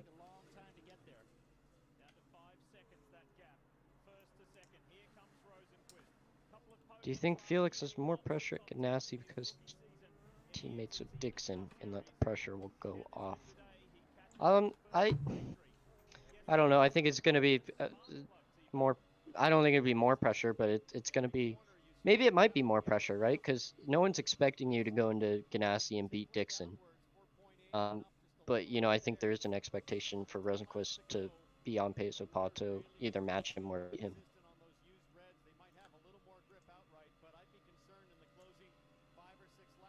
Yeah, I think you're absolutely spot on there. Dixon's so good that a lot of his teammates kind of have the pressure in some ways taken off them, at least from the outside. I think Chip probably puts it on heavy. Right.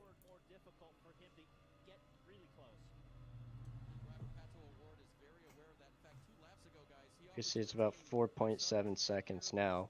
So you can watch this lap. You can see how much he closes the gap by this lap. And it'll probably just increase as he closes the gap. What do I think of Jimmy Johnson this year? I think he'll do fine. I don't think he'll be outstanding. I think everyone's kind of assumption of where he'll finish is, from what I've read, is pretty spot on. So, you know, I'd to say that he'll get a top 10 this year. He's been working really hard at it, but it's just so different to drive from a NASCAR. If there's one Great. guy who doesn't have any expectations, though, it's Jimmy Johnson. So the pressure in some ways Yeah, will be off of him. a lot of natural talent though, so it's up to him if he can pick it up or not. Great guy to have in the series though. Oh, it's going to be massive, I think. I think it's going to be bigger than people may be expecting it to be. Yeah, I agree. It'll be the better he does, the better it'll be for IndyCar too, I think. Although maybe the IndyCar drivers won't agree with that, but Well, I mean, this is the thing that you know. I feel bad that we can't, especially because I'm kind of part of the media. I wish we could talk more about the IndyCar drivers themselves and just have make that make people be able to just be interested in the IndyCar guys. But right, that's unfortunately just right now it's not the reality of the situation. And if guys like Jimmy Johnson, Fernando Alonso can come in and put a spotlight on some of you guys, I think it helps you guys kind of enter that echelon of of recognition where people know who's the fast guys and who the big names are. I mean, it's amazing to me because I remember kind of the middle of the split. Even in Indianapolis, most people didn't know who the drivers were, and right. so nowadays, like guys like Newgarden, they're freaking celebrities. They actually can't go to a restaurant in Indianapolis without getting recognized. And there was a point when that couldn't happen. So it's a slow process to kind of undo some of the damage. Oh, here we go. We got the replay from the previous day. There you go.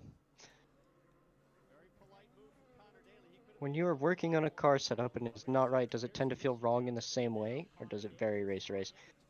It's fairly similar. I think loose is loose, and you can tell.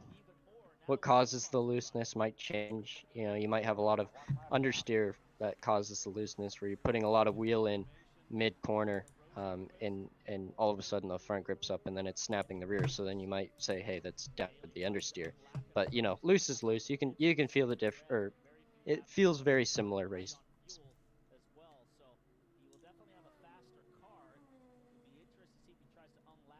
Connor Daly, his most recent tweet. Was awesome. Wait, what? Was awesome. Are Oh, you if you talking are, about? I don't. Are you Which one are you talking about? The Bachelor tweet. Oh, never mind. I was talking about his tweet about what that guy said to him, um, about his helmet design. Oh yeah, that was funny. Thanks for the follow. Uh, for some reason, well, Kyle wanted me to read this tweet, so I guess it says, "Anyone want to guess which girl on the new season of hashtag The Bachelor I booked a flight to Hawaii for 6 years ago and she never showed up?" I didn't know. I didn't know Connor was that big of a player, but good for That's him. hilarious. Good for him. I am staying with Andretti this year, car guy, full Andretti, in the Gamebridge car in 26. I'm surprised people are asking you that. To be honest, like where have they been? I don't know, but it happens all the time on stream. I think some people just don't, Oh, I'm not go on. blaming. By the way, I'm not I don't blaming the think people people go on asking. Twitter. Right. Well, okay. So, well, I was going to make the point, which is, uh, there's a problem when a driver who's a race-winning driver, a young American star, changes colors, changes sponsors for the next year. Yeah, sure, he didn't change teams, but a Hmm. bunch of fans who know how to get to his Twitch don't know that he changed numbers. Right. Come on, I agree. guys. Let's communicate a little bit more. Let's get a little more hype going, especially in the off season when nothing is happening. You If have I to was be. in Pato's position, I would be crapping myself seeing that black card. I would too. It's not fun to see that. Which car? I think he's talking about Rosenquist when he creeps up on him. Oh, right. Yeah. So we can see, like, it doesn't seem like Rosenquist is catching by that much. It almost seems like the red tires are going to fall off a cliff. Yeah, that's exactly what happened. It was like, it was so quick when it happened. I mean, it's literally like in the last 2 laps of the race that the And whole this is, gap. if I was in Pato's position, I would be flashing back to yesterday and being like, did I really piss Connor off that much to where this is going to come back to me? Fighting for 13th, I'm going to lose a win over it. But I think it was, to my recollection, I think it was a fair move, but I'm not sure I remember it correctly, so we'll have to wait and see. Well, my question is why is he not letting him around right now? Because you'd be losing time Uh, lifting up on the straight. Like there's no need to. If he gets a run, then you can, but there's really no need to, right? Because you're gonna give up that extra half a second or second to let him by. That is unnecessary. Because if he passes him, he'll lose, 3/10, 4/10, 5/10. Here we go. This is what happened. This is what we're talking about. We watched it last Monday. Boom. oof. And that was yeah. Townsend Bell just said it. Dislocated shoulder. Apparently. There's Doug Bowles.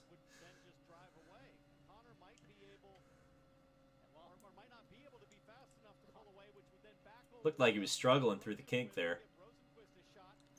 What happened to Pato this race is similar to your opening stint at last year's race. It was. Mm. More so the last stint. But both were not great.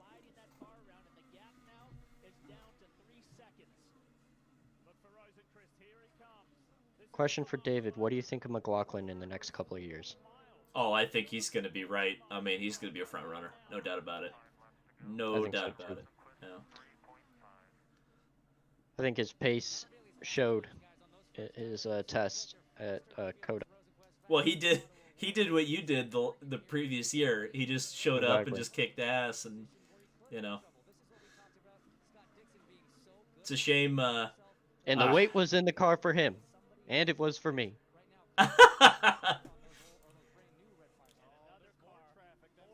Yeah, people really lit you up there for like. I can't believe they think that there's teams that like this high of a level that really believe that. I saw one guy too because we didn't wrap the car yet, and he thought that's why it was like half a second faster. It was because the car was wrapped, so I was saving all that weight. The wrap can't weigh that much. No.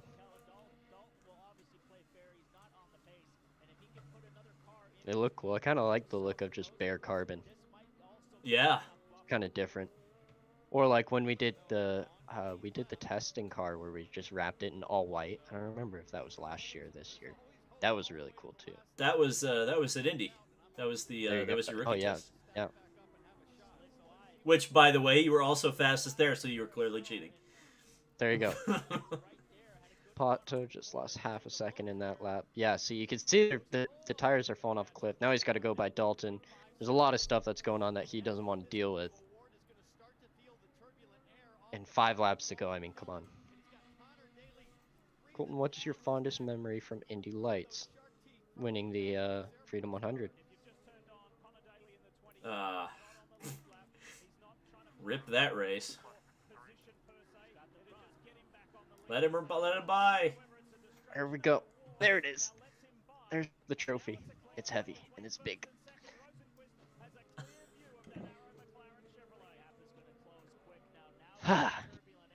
Yeah, you get that was like that was fair from Connor. That was fair for him to do. Because now, look, he's already gone. So it didn't really make a difference. I think some people don't agree with it, but it was fair. I would have done the same. You don't think that was fair? I think it was fair. Oh, but yeah. I think the problem here is that now Dalton gets in the way. See, now he lets him by. But the thing is, like, Connor's so much faster. Right. Right? Like, you could see Pato just lost another 3/10 in those 3 corners there. So it's not, and there we go. Well, Connor wouldn't have even been a problem if Pato had been on the correct tires. Exactly. Right? Like, I like whenever something goes wrong, it's very important for me, and he goes way wide there too.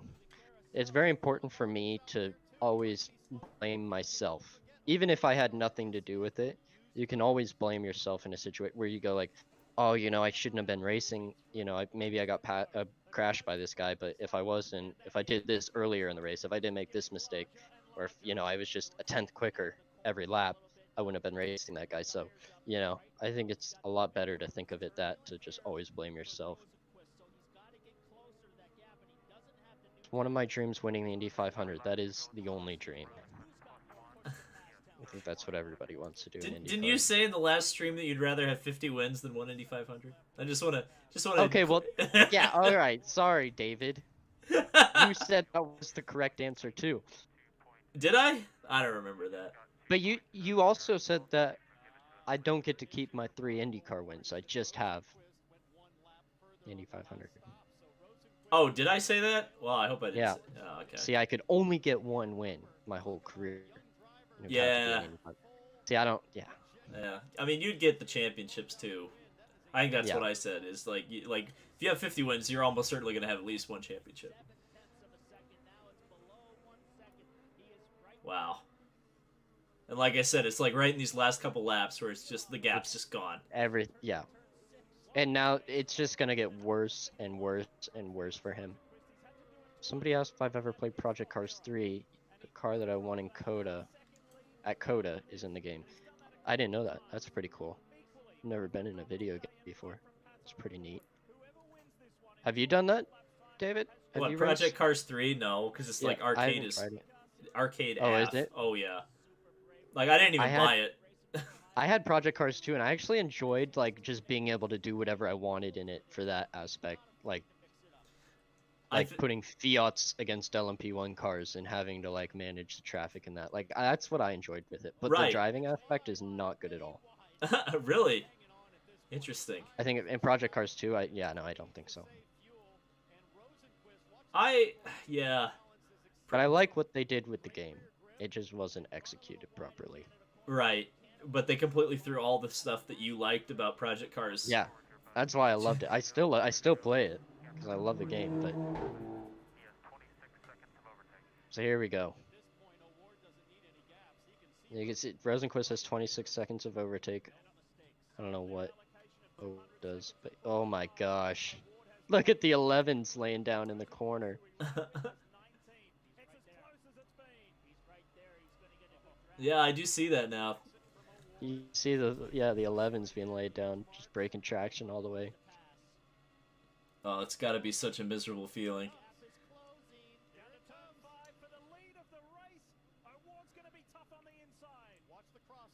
Well, popped up really deep there. Preview next year. Like, perfectly executed crossover and like just such good racing. Oh. Yeah, that's the amazing part is that Rosenquist had the balls to do the same thing that Daly got, taken out doing yesterday or the day before. Such a good battle. Yeah. See, and you can just see now he's, trying to get some air on the front wing, but just no rear tires. Well, fair play to Pato. It's not like he shoved him off the track or anything. No, he they made a little bit of side pod contact, but nothing that was wrong, right? Like he always left him a lane on the inside when he got there. Great racing.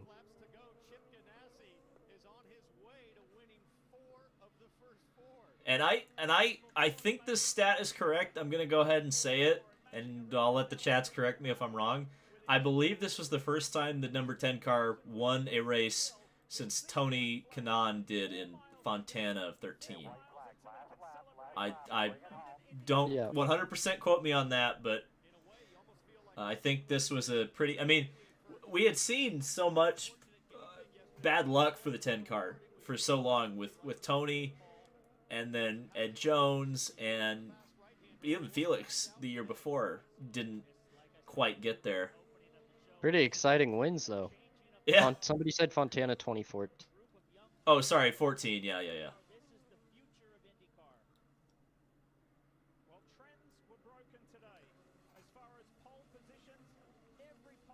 And this is Felix Rosenquist's first IndyCar win as well. So. Oh yeah. And people had really high hopes for him when he came in the series. Yeah, I think people were almost disappointed in his rookie year, even though it was a very good rookie year. Just because they expected so much from him. Yeah, a lot of people expected him to just go out there right away and light the world on fire. Right.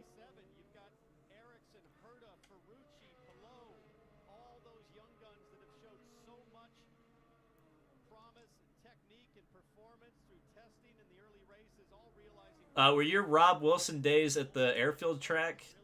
Yep. Okay, there you go. I think they still are. I think that's all he does is at the airfield track. Forget what it's called. Just call it the Top Gear test track. There you go. But the it's like a retired airfield, so they just have these like giant, like if you go off, you're going into like an A380, like giant planes, like 737s, A380s, like huge like Airbus and Boeing planes. Rosenquist.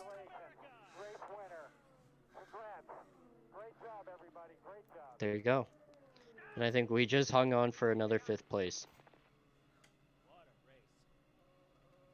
Rossi finally gets his first podium of the season. Colton, do you know your planes? No, I don't. I just travel on a lot of planes. I know that the A321 is an awful plane to fly on.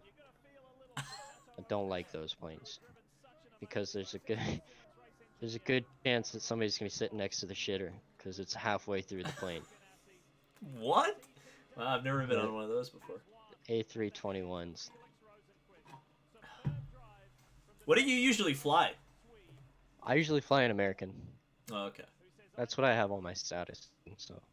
Oh, status. I think for me, it is the best airline right now, like the most updated.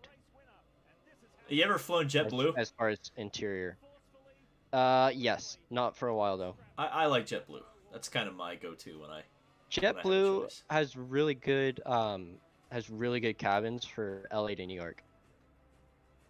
Really good cabins, but their like main hub is the Northeast, isn't it? Like it's. I think so, yeah. JFK and stuff. Like we don't have a ton of JetBlue flights out in LA. Delta just started flying the new A220s. I've never been a fan of Delta for some reason. I don't like the interior. For me, it's all about how the interior looks. For some weird reason. If it doesn't look nice, I'm uncomfortable. And I hate Delta's interior. I kind of feel like legroom's the most important thing. Yeah, I don't... That's why I hate United. Pretty skinny. Pretty little. Well, but like, do you have long legs? Because that's like my problem is I have long legs. Yeah, I mean, I don't have a problem. Have you flown Southwest? I love Southwest. I don't know why everybody hates Southwest. It's super cheap, and it's two bags checked for free, right? I don't know. I've never flown Southwest. Southwest is an amazing, yeah, and it's so cheap. Spirit's the cheap. No, I don't like Spirit. I don't like Spirit. I don't think anybody likes Spirit. Frontier, any of those joints. Jacob Abel's trying to complain about leg room. I don't want to hear from Jacob Abel. He's trying to get us to play iRacing. My sim is in shambles, so that won't be happening. Oh, you should put it back together. I was thinking about hosting a chili bowl in the next couple of days. A chili bowl? Chili bowl. Midgets at the chili bowl. I might have to get involved on some of that. Yeah, see? Colton has his knees to his chest, but he's happy because the interior looks nice. The thing is, I can't stay awake on flights, so it doesn't matter how much legroom I have. I can't remember the last flight that I've stayed awake for. Interesting. And I'm talking like I'm usually out before we take off. Wow. It doesn't matter how much. I always thought they put stuff in the air, like some like laughing gas or something, just knock you out. Because it would be like I was on like laughing gas or something. It would knock, like I'd just get so tired and then just crash. Interesting. My dad was the same until he got a little bit older. So maybe it's something with that. Maybe I won't be able to. I'm a lucky one, I know. Well, I mean, it probably feels like it's like Star Trek or something. You go to sleep, you wake up, and you're I'm in. I kind of have to, right? Because I'm flying from LA every time. Yeah, So that's, Those are That's some at least ugly a flights. 4-hour flight. Question for David: will Hinchcliffe race full season this year? uh, yes. I again, unless something has changed, I have it on extremely good authority. No, that doesn't mean Colton.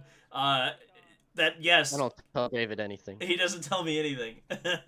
No, I mean yes, Hinchcliffe is supposed to be driving for Andretti next year. Now, could something happen? Sure. Pigs could fly by the window right now, but no, I think Hinchcliffe's going to be full time for Andretti. But we'll see. You never Hold on. know. We're talking about planes, and we have a pilot in the chat. Uh Are you a oh. commercial pilot, or are you just like fly like a single prop for fun?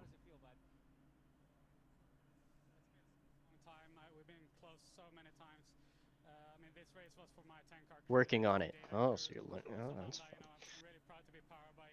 You have a lot of patience. I don't think I could ever fly for a living. I don't think I could be that patient and go through all the checklists and stuff. Question for David: do you think St. Pete will be postponed? Well, I just made a video about it, and Interesting question. I mean, the people who told me they're looking at it very seriously are people who have given me really good information in the past, and that's why I went with it because I'm pretty sure it will happen. And honestly, it does make a lot of sense when you think about it, and I really don't even think it has a lot to do with COVID. At least in the sense that it's not going to be any really different between a month, between March and April. What is going to be is going to be with COVID. But the I think what they're doing is they're trying to condense the schedule a little bit because they don't want really long gaps for two reasons. Number one is marketing, and the other one would be just costs and making sure the teams don't have to drive around quite as much. So. Again, we'll have to wait and see, but I mean, based on the information that I have right now, I think they will delay, but we'll just have to see until an official announcement comes out.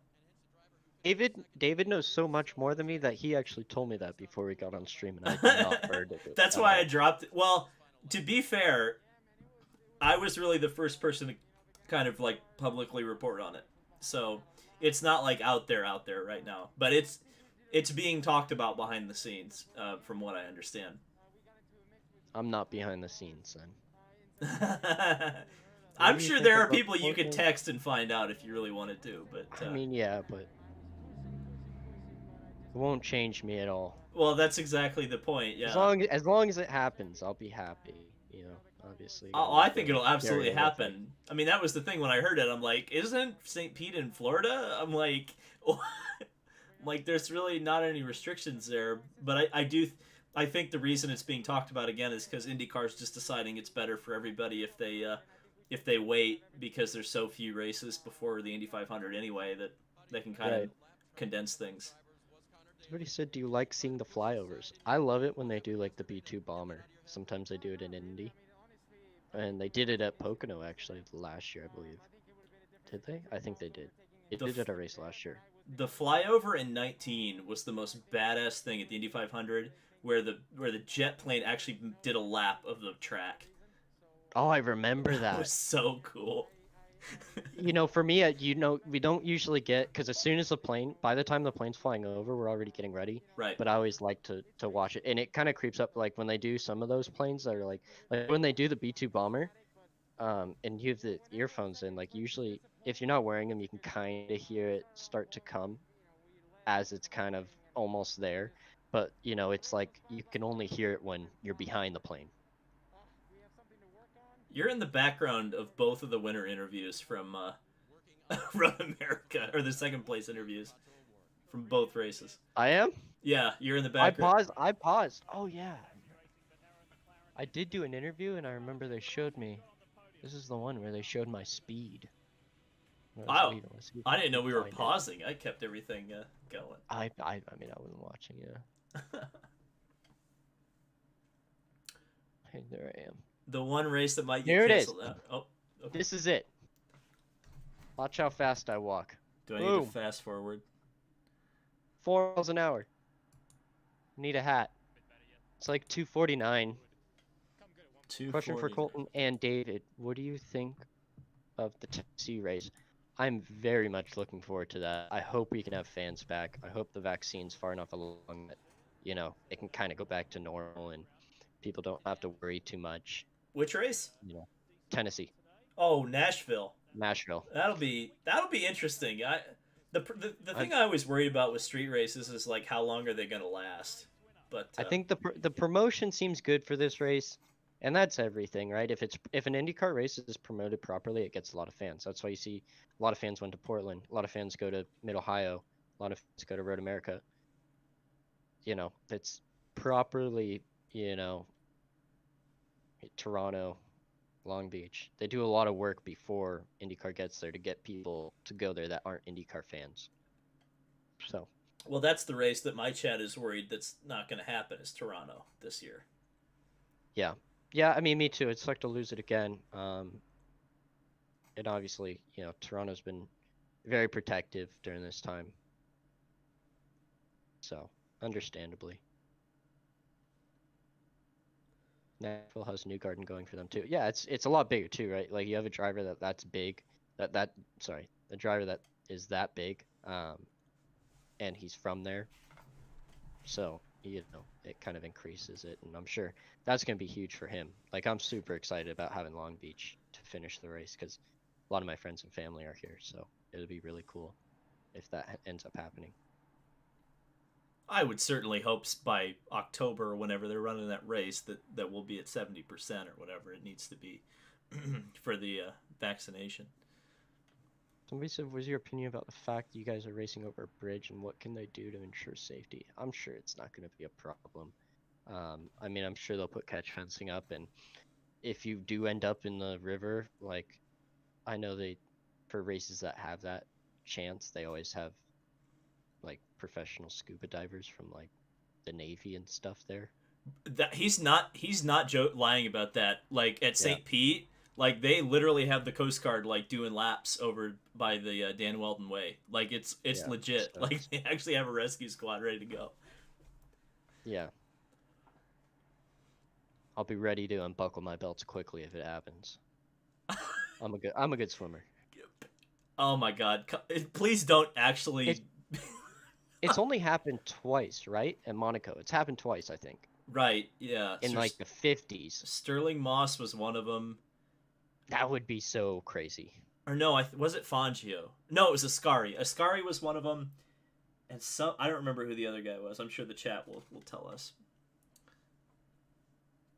But that was when there were like hay bales between them and the what is it? Is it the Baltic Sea, Mediterranean? What is the One of those oceans over there. yeah? Colton just jinxed it. It's destined to happen now. Well, no, I would opposite jinxed it, right? I don't know. What my worry is that the bridge is very high up. I mean, I'm sure IndyCar wouldn't do this if it wasn't safe, right? Like they're the professionals putting this on and they understand infrastructure and everything that goes into it. And Fair Chungus is gonna make a water landing. That would get international attention. Baltic is the other St. PGP. Mediterranean. Okay, I think I got the second one right. It's sketchy, but it's gonna look so cool. I don't think it's sketchy. Well, it's not like you're going to be on the bridge for very long anyway. I mean, you're going to be going Yeah, pretty right. fast. We'll be there like less than a second, maybe. Right? Like, it's not gonna be that long. It's gonna be cool. It's not gonna be sketchy. It'll be fine. Well, also, it's not like, there's not like a big braking zone there, and Yeah, right. You're not gonna be sent over the back of somebody there. Like it would have to be a very, very, very weird accident.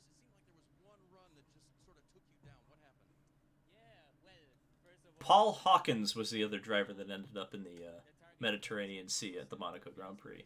Oh, Paul.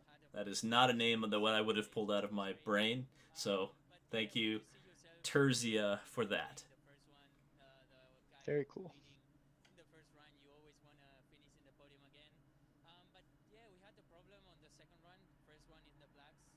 Is the start zone on the bridge? No, it is not. It is right by the stadium, I believe. That might be a problem. Yeah, that's the well. That's the thing. Like, there's not a braking zone. It's not where they start the race. Mhm. Um, I don't know. There's not really a like you said. There's not really a opportunity for a crash there. Right, F1 did Valencia, and that was over a braking zone too. Mm, So, right, like Singapore too. Somebody just said, but it's not uncommon that they do this sort of thing. right. I think people are just blowing it out of proportion. Yeah. Charlie Kimball with a top 10? How do I not remember that? How did that happen? Did it happen? Charlie Kimball finished 10th in this race. Not bad.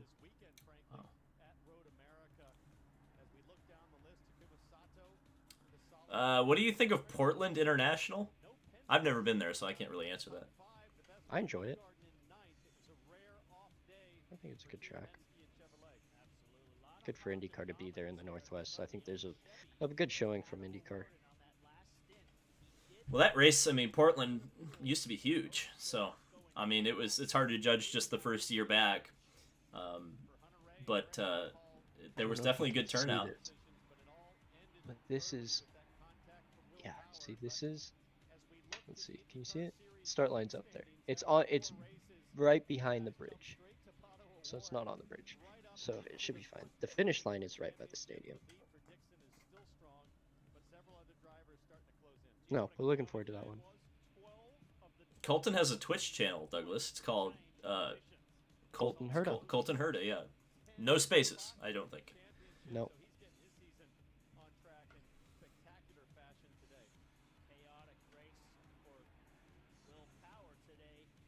Wish IndyCar would come back to Illinois. Yeah, it'd be pretty awesome. I wonder what's going on with Chicagoland. It's probably gonna get bulldozed. Yeah. I don't know if is there any other like major tracks in Illinois? Gateway? Isn't Yeah, Gateway but, technically in Illinois? Gateway, yeah. Is it? Yeah, it is. But yeah, there you go. Oh wait, are we racing at Gateway? Yeah. Yeah. Oh, okay, this guy said IndyCar's. I hope IndyCar comes back to Illinois. There you go. Kind of. Your wish is granted. You did say in some capacity. And that definitely would very much sneak in some capacity. But yeah. Thank you for the follow.